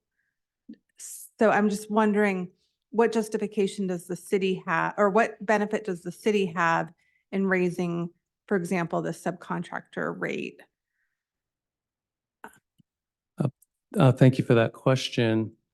Just kind of looking back to like the direction that the city council gave throughout the process of selecting the aquatics operator, some key themes, and I think you've already kind of touched on them, and the kind of the vision and the purpose for setting aquatics fees in the master fee schedule. And just to take a step back, under the previous agreement, the operator could charge whatever fees they kind of at their discretion. And so the city council gave direction that we want to have control over those fees. And as you have stated, really it's about how do we prioritize access to this resource for residents in particular, hyperlocal residents at the Belle Haven Community Campus. How do we ensure that all members of our community have meaningful access to this resource? And when I say our community, I'm speaking about Menlo Park residents who pay taxes toward the maintenance of these public facilities. At the same time, operating an aquatics program is a costly and challenging endeavor. It's a very expensive operation.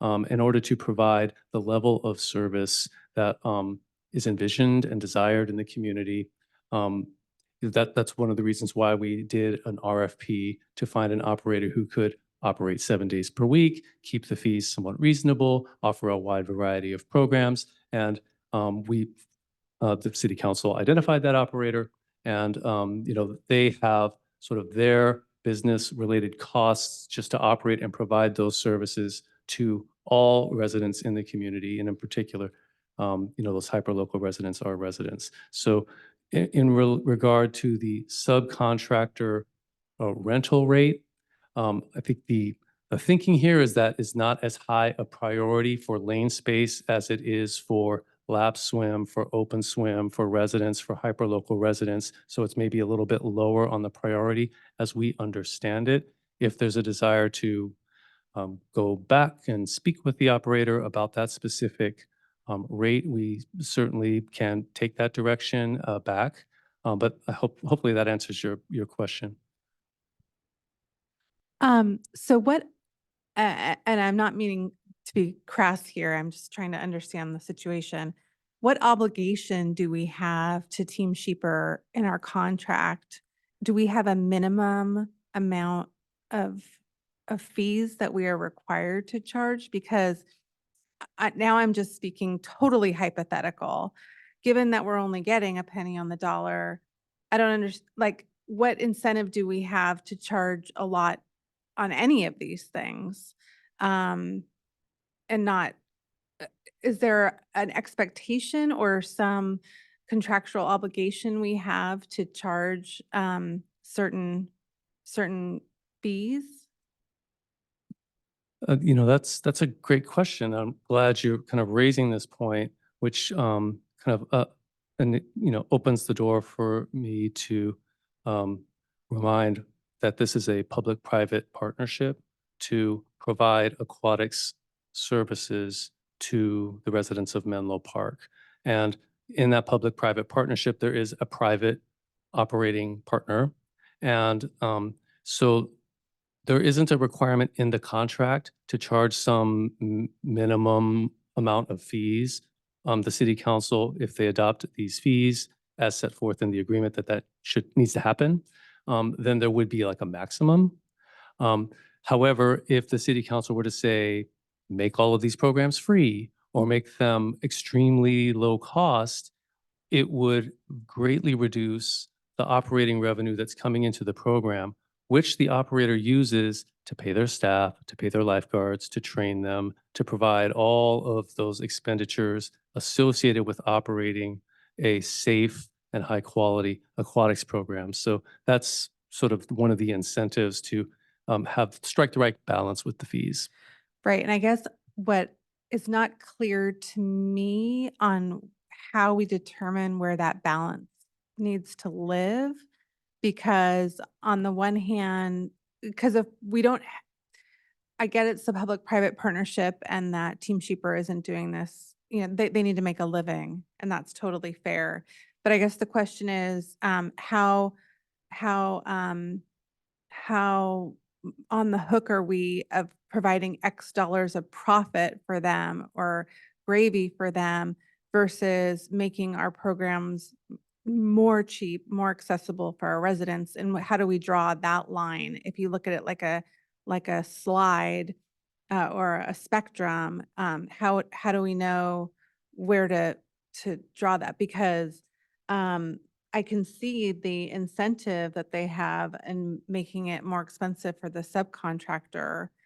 I'm really struggling with this concept. If I may, I appreciate you asking that question as well. So I would just kind of call back to the city council award of the operator agreement, which was on September 12th of 2023. So as part of that process and that analysis, there was a discussion related to revenue share that kind of looked at the operating expenditures and revenues because this operator has been operating Burgess Pool and previously Belle Haven Pool for some years. So for example, in calendar year 2022, the operator reported total operating income of $2.14 million, but that was offset by total operating expenses of $2.10 million with about $400,000 on the plus side. So that gives you kind of a sense of the margins for operating the aquatics program at Burgess Pool in just a recent year.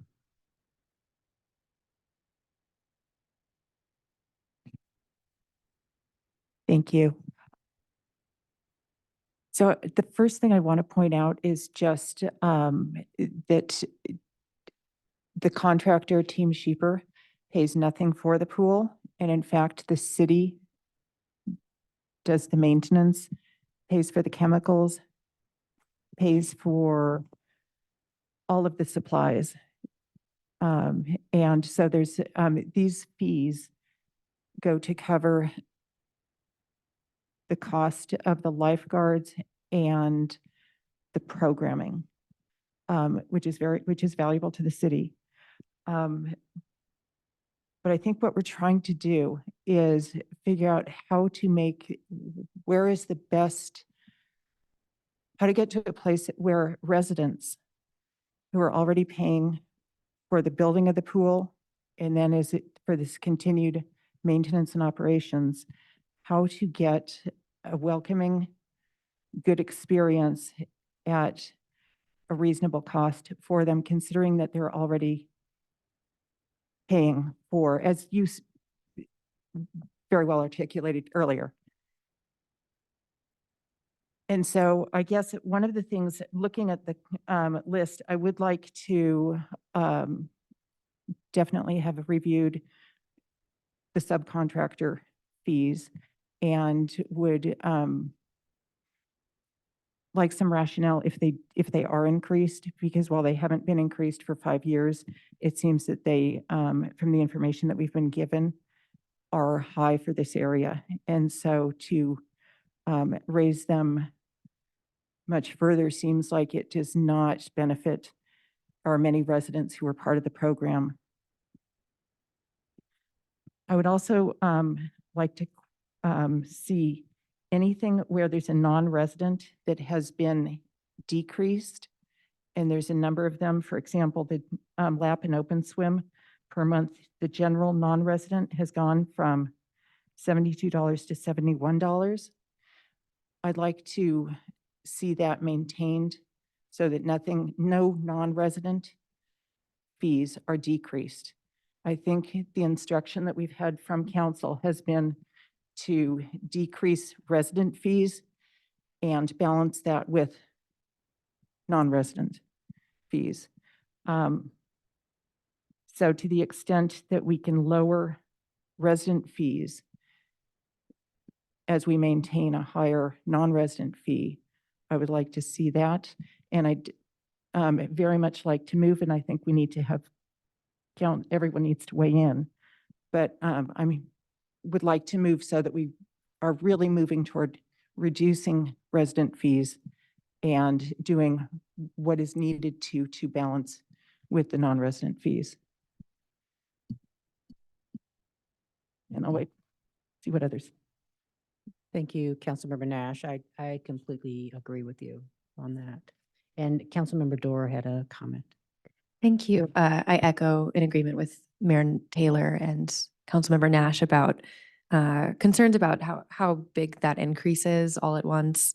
And I understand too that, I'm assuming that there were conversations between you all and the operator to kind of look at the trade-offs between fees.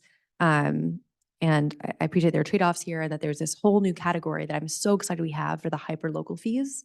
And those hyper-local fees are much less.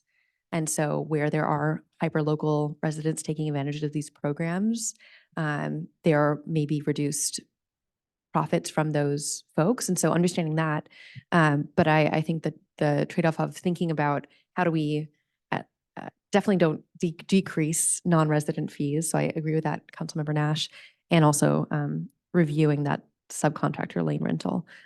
Would like to see that look a little bit better. Thank you.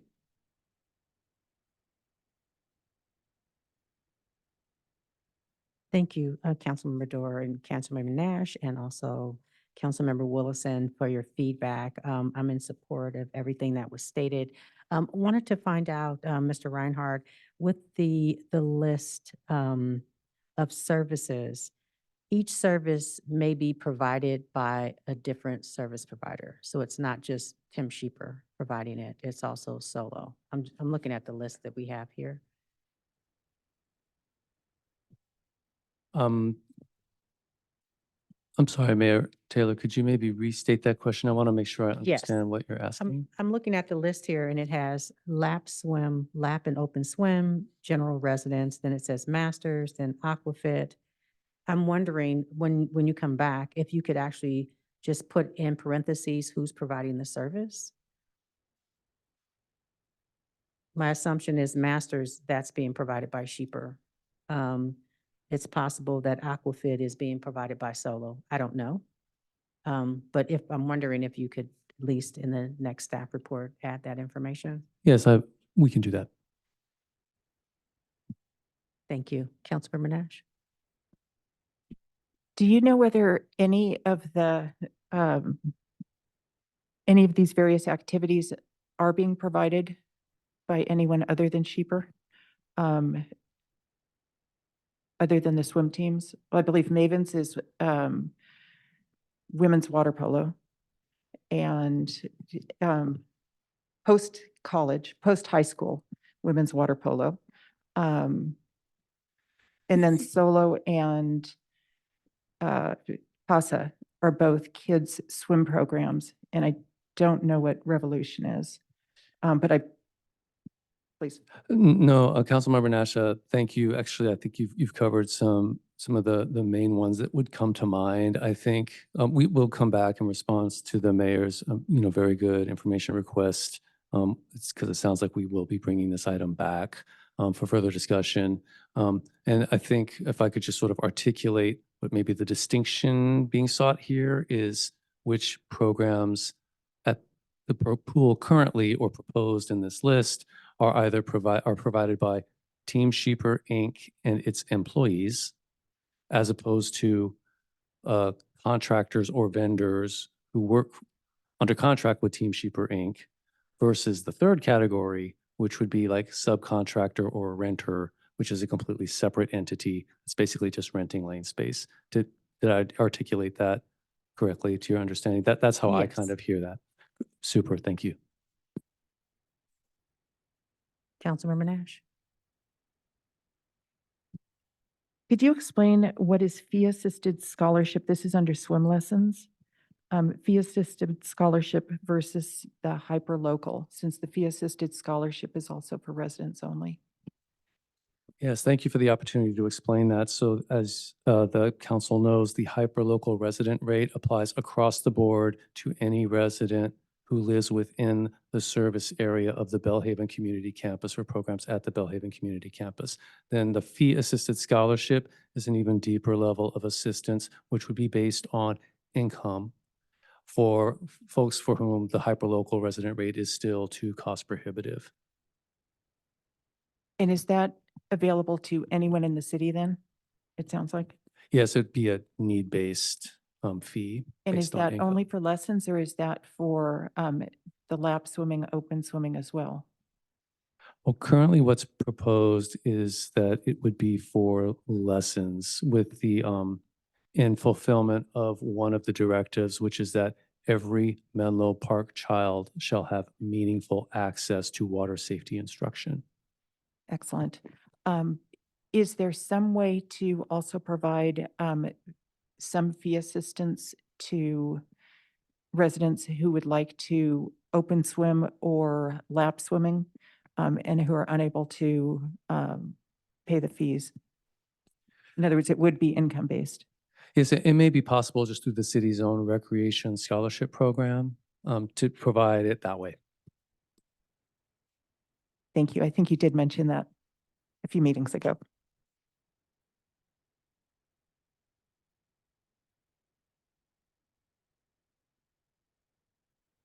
Councilmember Willison. Thank you. Thank you, Mr. Reinhardt. I think I'm having a lot of realizations right now. It would be helpful, since it sounds like this is coming back, to learn more about this public-private partnership and the expectations on how much, when you talk about the operating costs and revenues that, and kind of that delta of what the operator kind of gets to take home, what that's looked like over the years. You may have provided this previously, but and what it's hard for me without a comparison to what other operators, like what that, I'm confused or startled that there's no, in the contract, there was no definition or like minima, like that wasn't an amount that was like decided on of what, because the fees and the revenue seem to be very interlinked, yet one we're deciding now without connecting it to how much revenue the operator is entitled to pocket at the end of the day. So I don't know if I'm making myself clear. Maybe I can follow up offline. But it seems like there's tinkering with fees so that it all kind of, that the pot going to the operator stays consistent. So some fees go up, some fees go down, but the pot, and then there's the idea of like the pot itself and what the pot should be at the end of the day. And I'm confused whether we have to keep that amount to the operator consistent and like what that obligation is, versus if we want to reduce fees in certain programs, that we have to offset that with increases in other programs. Like I'm not clear on what the contract outlines in that regard.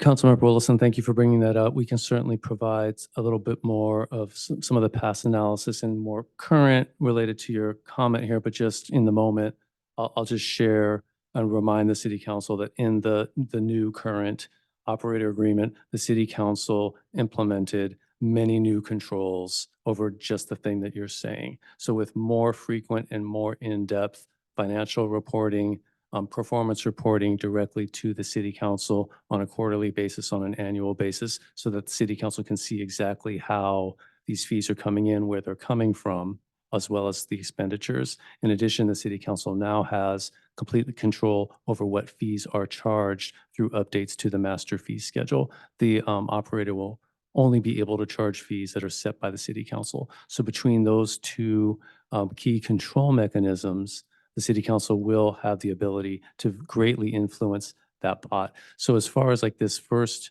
proposal of fees, really one of the main focus was what is sort of like the current market audience user base for the aquatic center, which is essential for its continued operations because of the revenue they bring in. What are the fees they are currently paying? What minor adjustments can be made now with the goal of doing additional escalations, increases, especially on the non-resident side in future years? And it's really more focused about what would be the impact to the users, which could impact the level of usage and therefore the revenue, which supports the operations. So we can provide that in what comes back, but I did want to give you just sort of like here in the moment, some initial response to those very good questions.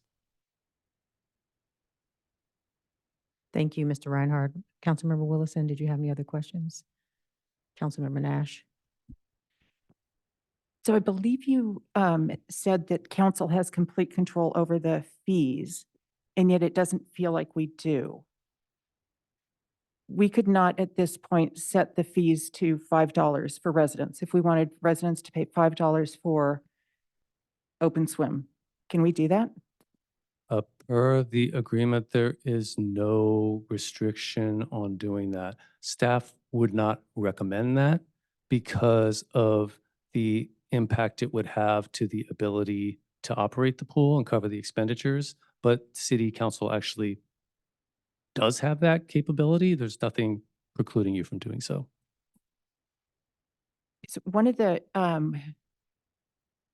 as you lower the fees, hopefully we will get many more residents swimming. And both, I think it would pique people's interest to have this. It would be a great message out there. And I think it would make it much more accessible to people. But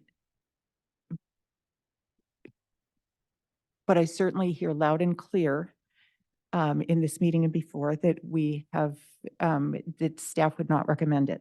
So I'm guessing, I would like to hear from staff what your recommendations are as we are thinking about this and how you're going to think about this, bringing it back to us. Sort of what is the framework that you'll be working with? What is the fee structure that you're thinking of? How can we move it in the direction that I think we're all in sync on with reducing the resident fees and making it more accessible for residents? Yes, thank you for that very good question. One element that I really feel it's important to emphasize is that there are some unknowns around the usage that will happen at the new Belle Haven Community Campus pool. So I think, really want to see what that usage actually is, and then make up much of the analysis that you're talking about with actual real data. I totally hear you and understand like kind of the concept of, hey, as it's like supply and demand. If fees are lower, then in theory, more people will come. However, the expenses do not decrease, right? And actually with usage, increased usage actually could increase expenses, meanwhile revenues are lower. So there is kind of that balance. But again, that's easier to sort of calculate out with Burgess Pool because it has been operating. It's a known quantity. There's past data to kind of look at, but the BHCC still remains an unknown at this point in time. If we look at the usage of the previous Belle Haven pool, and I know they're a little bit different, obviously the new facility's much nicer, much more attractive. It's still an unknown until we open the doors and see how many people come. So one of the other pieces that I'd like more information on as we go forward, not for the next meeting, but just is how to balance having the pool open, having lifeguards there. Typically, I'm regularly at Burgess, and there's typically one lifeguard there. And I believe they get paid somewhere $30 or under. I'd be surprised if they're paid $30. So there's just, where are the pressure points on the expenses? And there's certainly programs that are there that are appreciated, well used by everyone, many residents. But just how do all of these sort of dance together? How do they all work? And if we tweak one, just what levers do we have in trying to achieve just a more usage by residents? And that leads to another question, that's how are we gathering, or how are resident, non-resident, how is that information gathered? Yes, thank you. So the aquatics operator actually is, I think they're currently in the process of upgrading, acquiring a new registration platform, which is the same platform that the city recently adopted. It was called Perfect Mind. It's now called Explore Recreation, in order to gather that data at that kind of level of specificity, resident, non-resident. Just to kind of come back to kind of the overall question you asked earlier about city council direction, analysis, the path forward for the aquatics program. I do want to let the council know, or remind the council, that the aquatics operator does produce an annual report, and that's actually coming due. And that includes a report to a presentation to the city council. And that would include a customer satisfaction survey that the city distributes to city residents about the aquatics program, in addition to all the financial and performance information. We have that tentatively scheduled in March for the city council. I believe it's the second meeting in March. Also, the Parks and Recreation Commission will receive the report at their February meeting. So there will be a lot more conversation about these topics in that context. Having seen those reports before, I'm looking forward to it. And if there could be the number of responders in addition to percentages, that would be very helpful. Thank you. Thank you. And are there any other questions from council or comments? Mr. Reinhardt and Ms. Mello, I really appreciate the presentation and also your patience. I know some of these questions have come to you before, and there's, as you can tell, there's some concerns.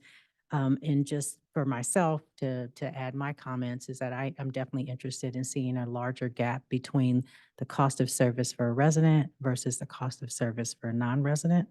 And I'm not sure if this is needed. You may have this already in your thoughts. But does the council need to provide a suggested percentage difference, or is that something that staff will come up with on their own? Thank you for that. Currently, for other recreation fees and in other kind of key documents, I think even in the aquatics agreement in some form, the current percentage difference is recommended, absent some specific different fee, is that in fact, in the master fee schedule that the city council adopted in the previous item on the consent calendar tonight, is there's the resident fee would be the base. Non-resident fees are typically 35% higher than that. Hyperlocal fees are typically 35% less than that. So there's already kind of that standard in place. It's my understanding that the city is planning to conduct a new cost of services study across the board for all city services, which has not been done since, I believe, 2018. And I believe the next one is planned to take place this year in 2024. So that another opportunity to really kind of update our understanding of what are the costs of services and potentially revisit that resident, non-resident differential. Thank you.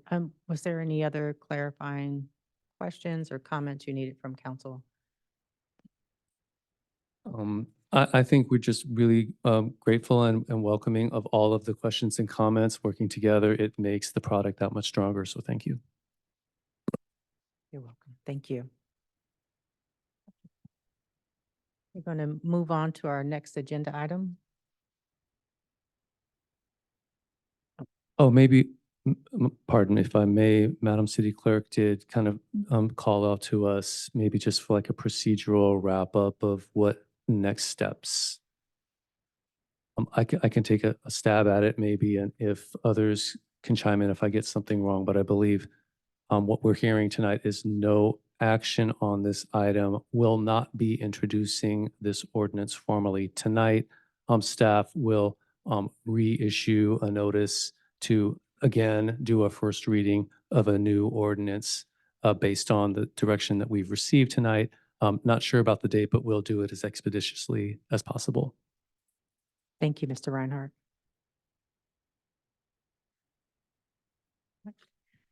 Moving to our next agenda item, we'll actually be taking an item out of order. Regular business.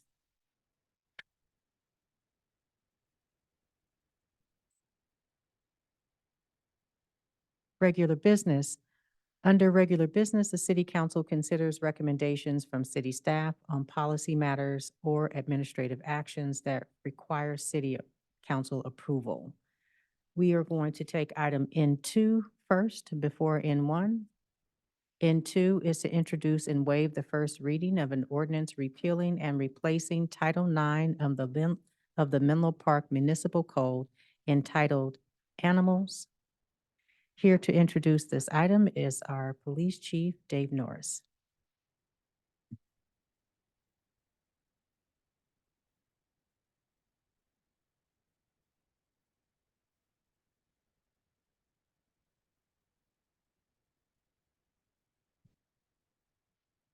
Good evening, Council, and thank you for the opportunity to introduce this ordinance.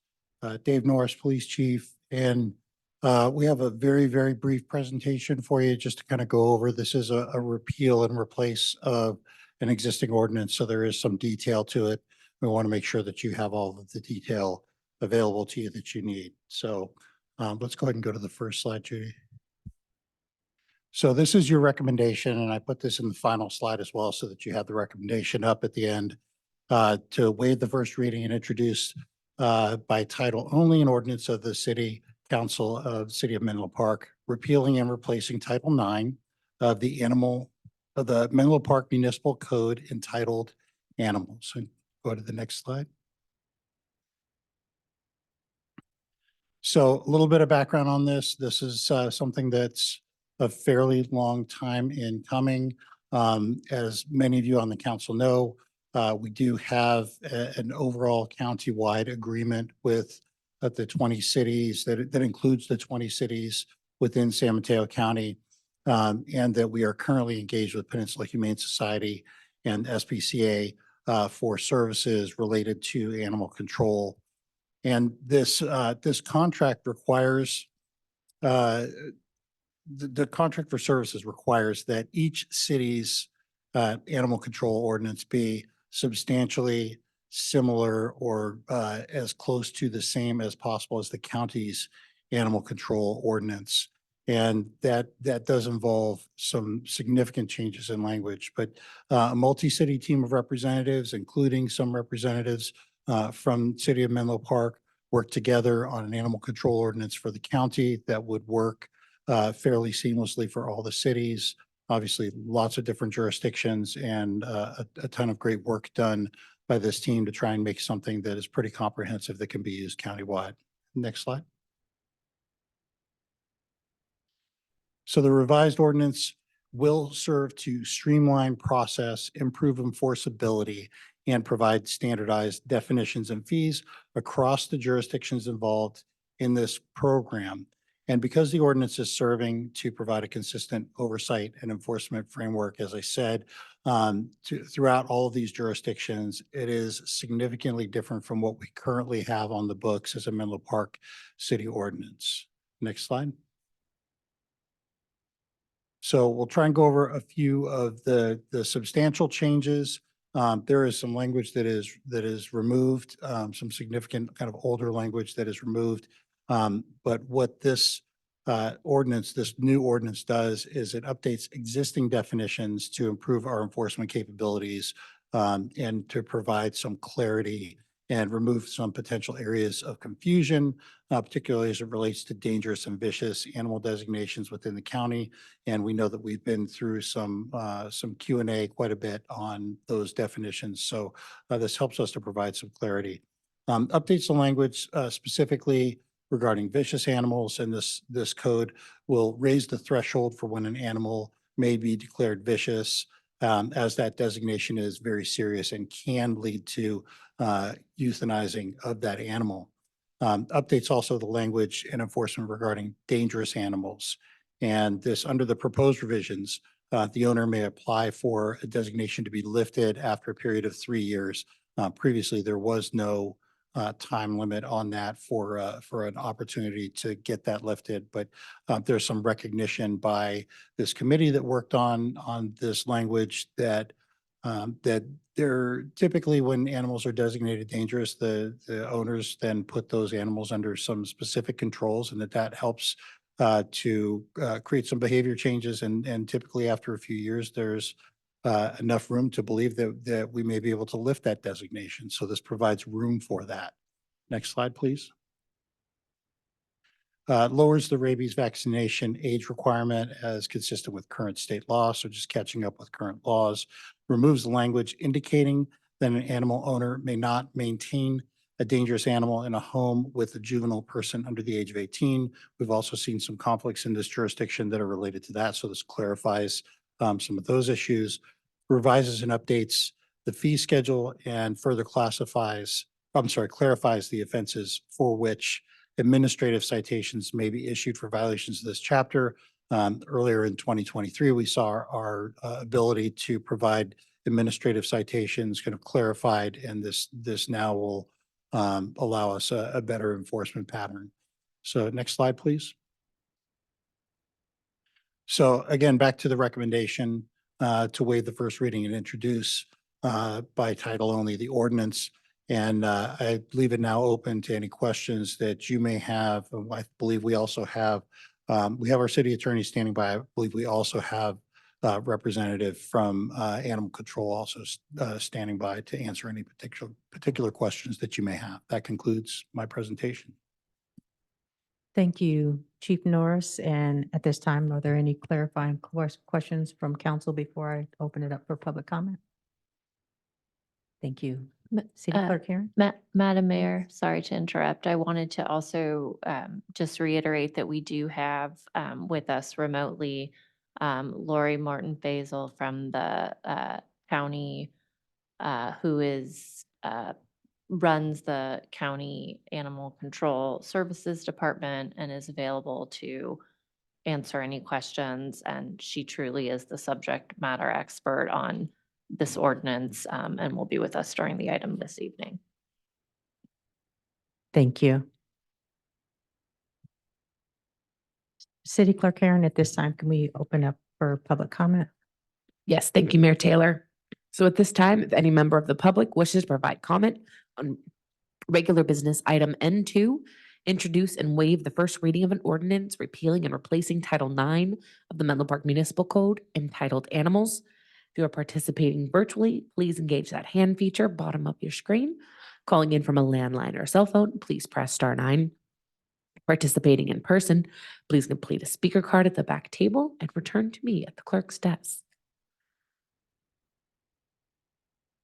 This will be the final call for public comment on regular business item N2. Seeing no hands or cards, Mayor Taylor, you may continue. Thank you. And at this time, if there are not any questions from the City Council, I will entertain a motion. I'll move. I'll second.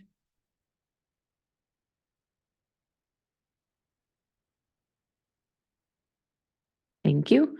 So I have a motion on the floor by City Council Member Willison and a second by City Council Member Nash to waive the first reading and introduce by title only an ordinance of the City Council of the City of Menlo Park, repealing and replacing Title IX of the Menlo Park Municipal Code entitled Animals. Any further City Council question or discussion? Seeing none, please proceed with voting.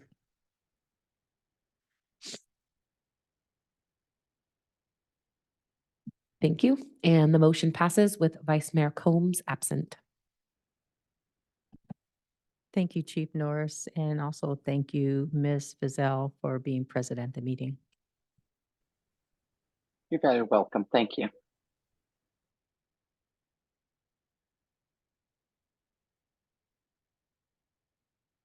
Moving to our next regular business item is N1. And that is accept the Vision Zero Action Plan. Here to introduce the item is our Assistant Public Works Director, Hugh Louch.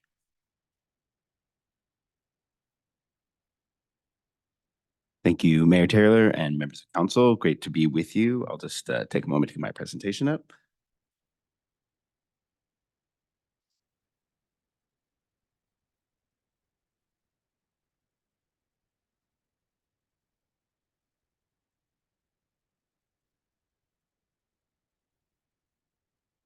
Again, thank you for the opportunity to present to you the final of our product of our Vision Zero Action Plan process, which we began a little more than a year ago. I'm very excited to be bringing this forward.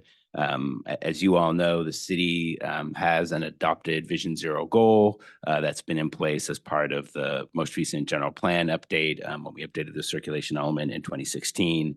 And Vision Zero is something that's an opportunity to sort of switch from reacting to transportation safety issues to really being proactive and really trying to say not we're doing the best we can, but what's the most that we can do to address safety on our transportation system. And so the Vision Zero Action Plan is really an attempt then to take that goal that was established in the general plan and identify the actions and strategies and projects that can help us make progress towards the goal of eliminating serious injuries and fatalities on our roads. And so as a transportation professional, something that personally very passionate about, and I'm very excited to have the opportunity to work with the city on this. Let's see here. There we go. So today, the action really is just to accept the final plan, or provide any kind of comments and kind of minor revisions to it. I'll walk through a bit of the background, how we've gotten to this point, and then walk through some key products that we've produced, including a map of high collision corridors that we'll use in a variety of ways going forward, some specific project priorities that emerge from the plan, and what those look like. Some of the key actions, which we have talked to you about previously, and then the sort of final action from you all. So as I mentioned, the 2016 general plan update, in November of 2022, you did award a contract to Fair and Peers, who's been with us to help produce this plan.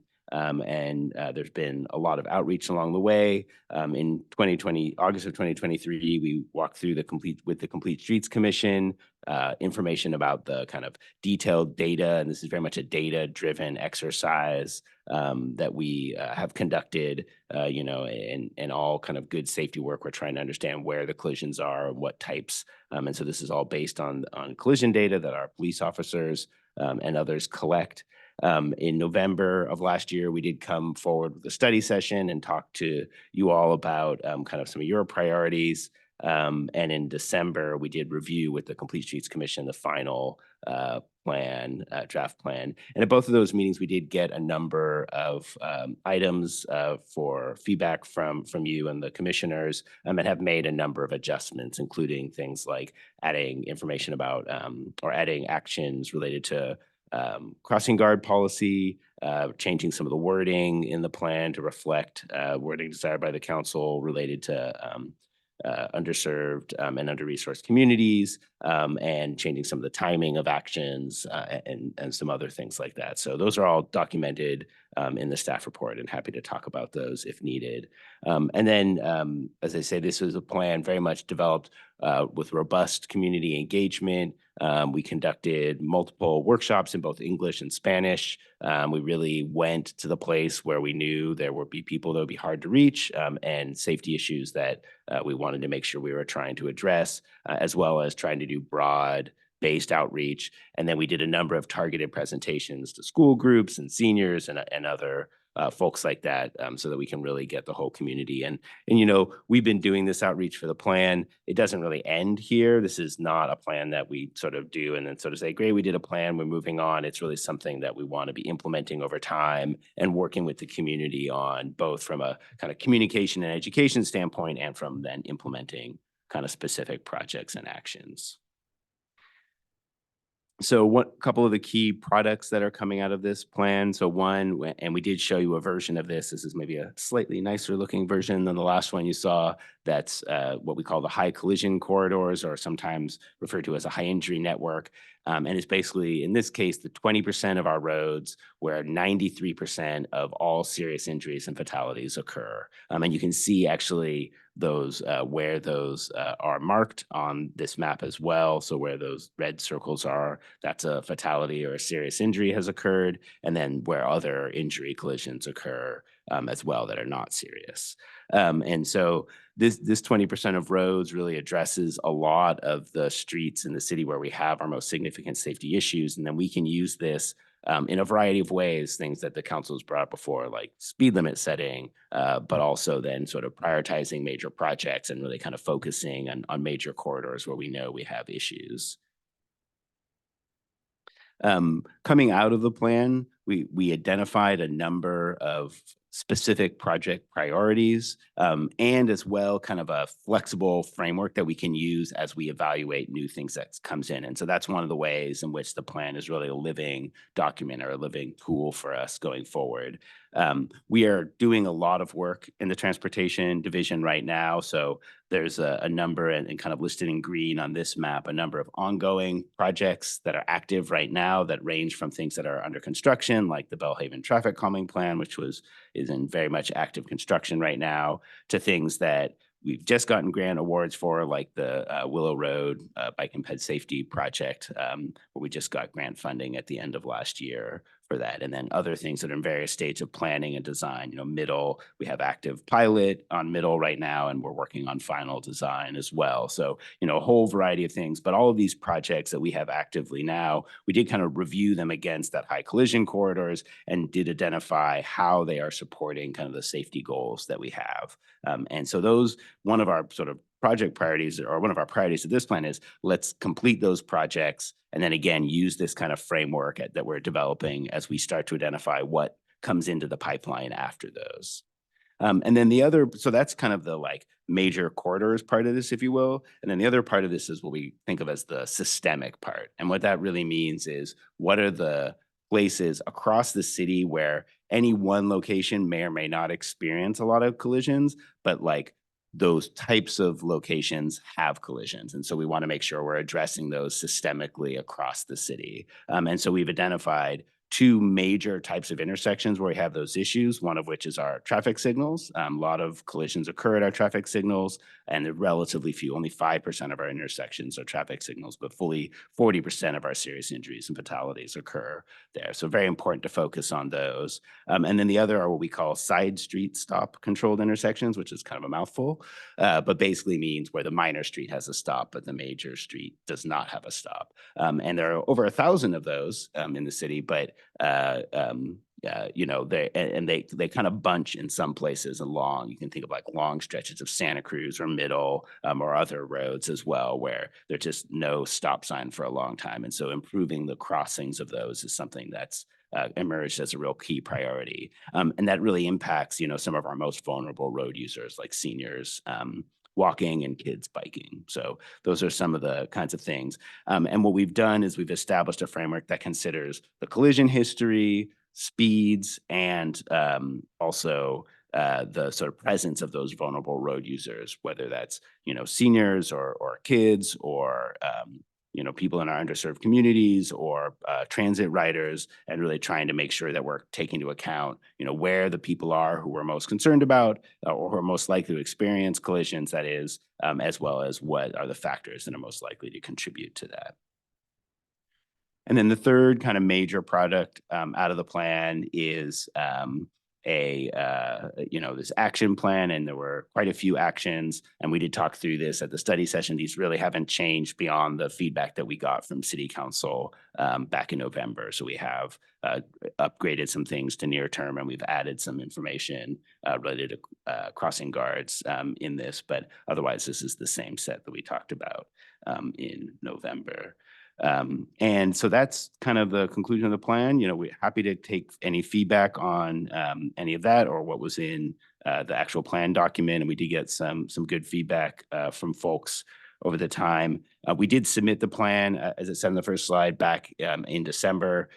We have a $5 million grant for the Middle Avenue undercrossing or rail crossing project, and that grant required us to have a substantially complete plan submitted to the Metropolitan Transportation Commission by the end of the year. So we wanted to make sure we hit that milestone so that we could have the money to build that project. And certainly happy to make adjustments to the plan as needed. We're hopeful that there won't be major revisions, but if there were minor kind of updates or adjustments, we can certainly make those. So with that, thank you, and happy to take any questions.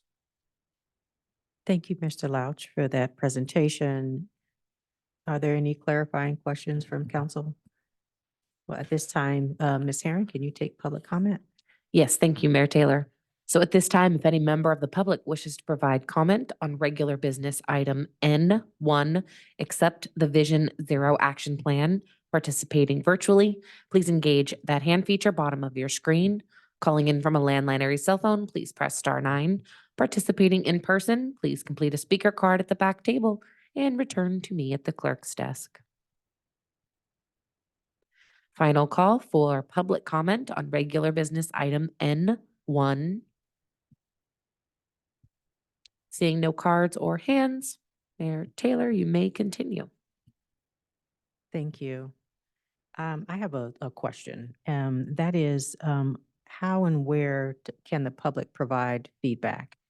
You're taking ongoing comments from folks. So how would they do that? Is that by email? Is it a suggestion box? Yeah, I mean, what I would say, I think, is that this plan actually provides a nice framework for us to kind of help manage a lot of the feedback we already get. So we get lots of emails, we get phone calls, we get lots of things that come in through the Menlo Act, see, click, fix stuff, or we hear from you all, or you tell Justin and he tells us, or any number of other things that might happen. So, and when those come in and people say, I have this problem in this place, however that gets to us is great. And then this provides kind of a nice communication tool, I think, for us to kind of then say back to folks like, here's what we know about what's going on at your location, and can help follow up. Thank you. Are there any other questions, Councilmember Willis? I just want to say I'm really excited about this. And I was looking at the high injury collision map, and it reminded me of another map. And then I was just thinking about the housing element map of our opportunity sites and our pipeline projects. And I'm sure if you were to overlay them, they match up pretty well. And so I think the imperative for us to make our streets safer in anticipation of welcoming thousands of more units and residents who are going to be walking and getting around our streets has never been more needed. So thank you for putting this together. I like that we're acting proactively and systematically, and I look forward to all this implementation. Thanks. Thank you. Councilmember Dorr? Yes, I want to echo appreciation as well. I love how data-driven this is. It's so satisfying to look at all these maps, and I've been sharing them at my public office hours, and folks have been really interested to see just how well we can track 20% of the streets, or 90% plus of the accidents are happening on 20% of the streets. And so really appreciate that these numbers are available to us and deeply informing the work we're doing. One curiosity on the table that shows actions and timelines, Menlo Park is something that I have found to be a great resource for kind of community involvement and tracking of issues. I know it says it's a midterm thing, but I wonder if there's maybe that's a longer systematic review, but a short-term thing, just to go in there and check to make sure, are there easy additional drop-down items that could be added there to make it a little bit more helpful to report on collisions. I know I've received data from some residents, like on Santa Cruz, saying that they've seen so many near misses. And so if there's a way to easily go into Act Now and you can select near miss at this intersection or on this spot in the road, I wonder if that would already help us collect a little bit more information. Yeah, absolutely. If there are kind of small changes that we can make, and I think that there are a couple actions that maybe relate to that already, but we can absolutely be looking into whether or not we can use our existing tools. We certainly want to use our existing tools first. Yeah. Councilmember Nash. I want to echo what everyone else has been saying, that it's just a really well put together plan. It's so exciting to see it. And also to just thank staff. I know that in the last month or two, I've had an exceptional number of emails coming in, many around transportation, and you've been incredibly prompt and just thorough in your answers. And so thank you so much.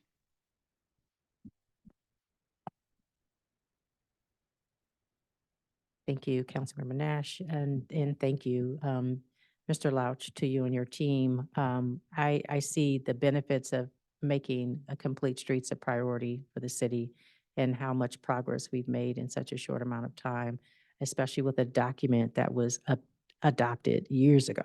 So happy to see that. I do not have any additional feedback. I just have thank yous to say. So thank you.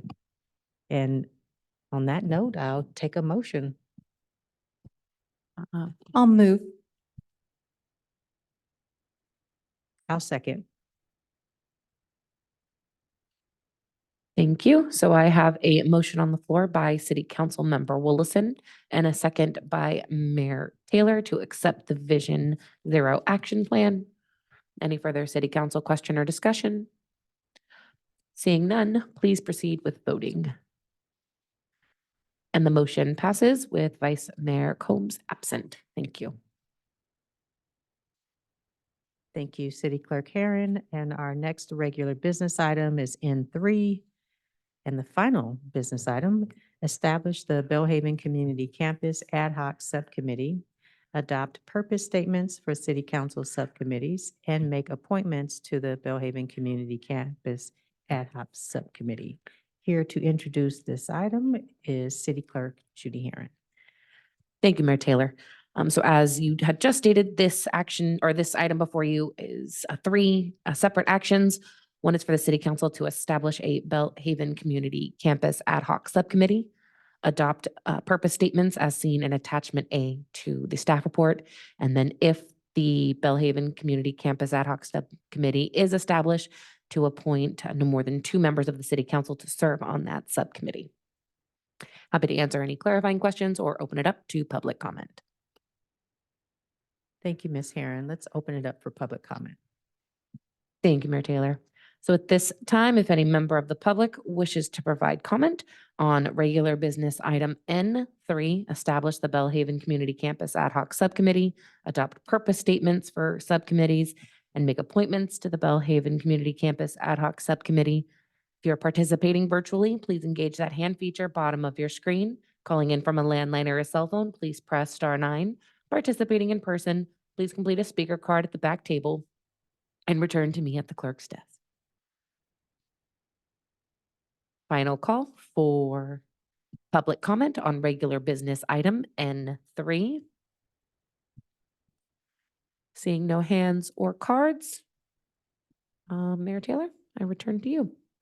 Thank you, City Clerk Herron. Bringing it back to the dais, just open it up for council discussion. Are there any recommendations?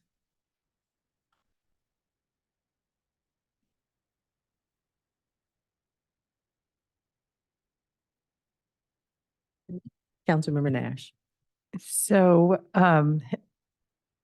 regarding the Belle Haven Community Campus Subcommittee, I certainly think that Mayor Taylor, you should serve on that, and I would be happy to serve with you, or if anyone else is interested in that. Thank you, Councilmember Nash. Are there any other comments? Well, I would like to serve on the Belle Haven Community Campus Subcommittee with you. Thank you. And I have one additional item for the programming of the Belle Haven, I'm sorry, for the purpose statement, and that is, I think it would be helpful for the subcommittee to collaborate with staff on the pool programming, just to make sure that we're in sync as that moves forward. And I don't know if collaborate's the right word, or just somehow discuss the pool programming and make sure that we're upfront in sync, or at least know where we are. Does that work well with council and city manager? Yes. Okay. Thank you. I'm supportive as well. Thank you. That's all I have.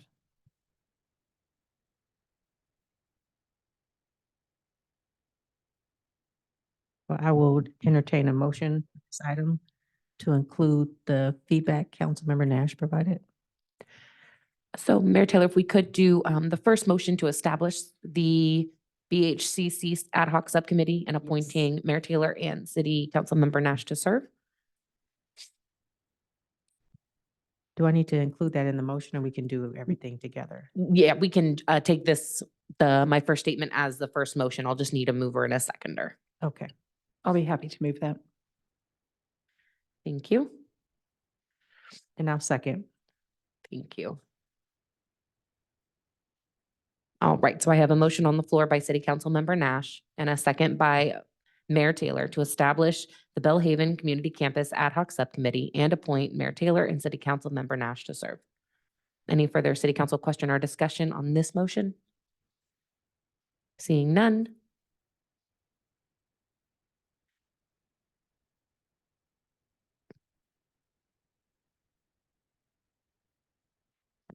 Just one moment. Go record. Please proceed with voting. And the motion passes with Vice Mayor Combs absent. And the second motion, let me form here.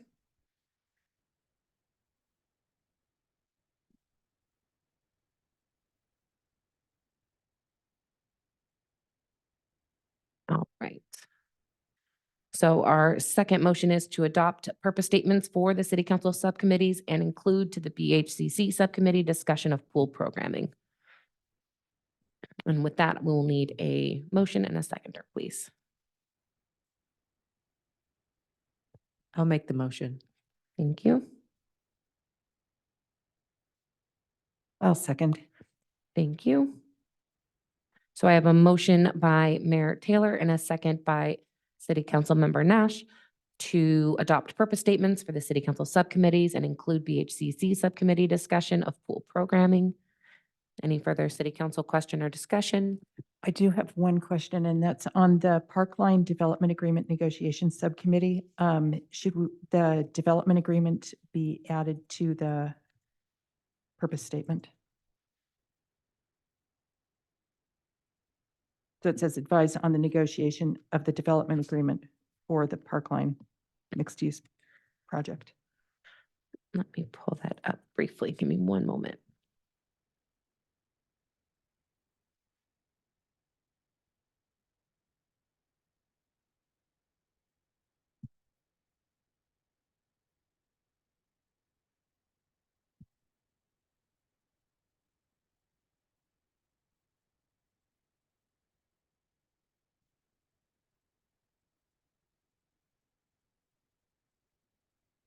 Okay, so we can also add to this motion, adopting the purpose statements, including BHCC discussion of pool programming and including the development agreement for Parkline.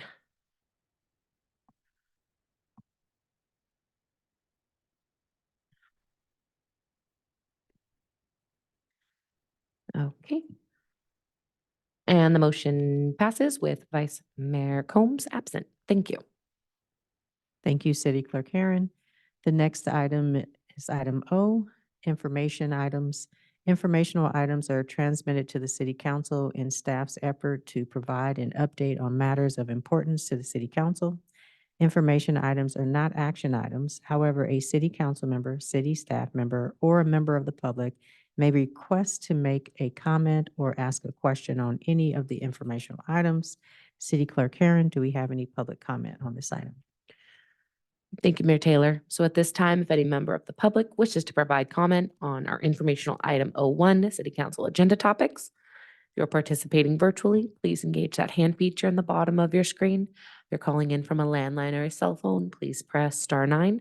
Participating in person, complete a speaker card at the back table and return to me at the clerk's desk.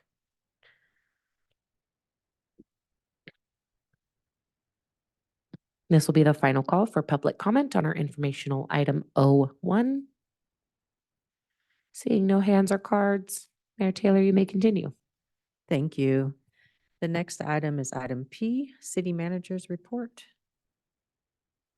Thank you, Mayor. Do have one report this evening and be made by the Assistant City Manager.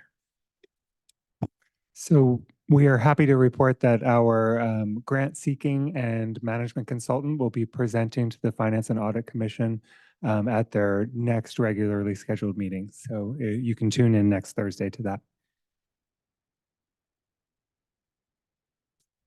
Thank you. Our next item is City Council Member Reports. Are there any reports from City Council members since the December 12th, 2023 meeting? Councilmember Nash.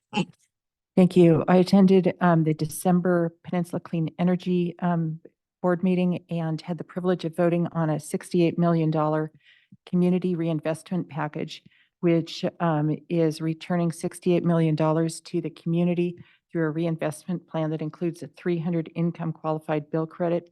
Every Karen Farah customer, PCE, got a $300 credit on their bill, and financing for residential energy battery storage. There's loans for local governments and school electrification, and funding for energy storage at public buildings, and many other efforts to reduce local greenhouse gas emissions. And it was really exciting. I've served on the subcommittee to choose these items, and there were just lots of ideas and lots of just really exciting projects coming forward. Thank you. Thank you, City Councilmember Nash. And if there are not any other council member report outs, this meeting is adjourned.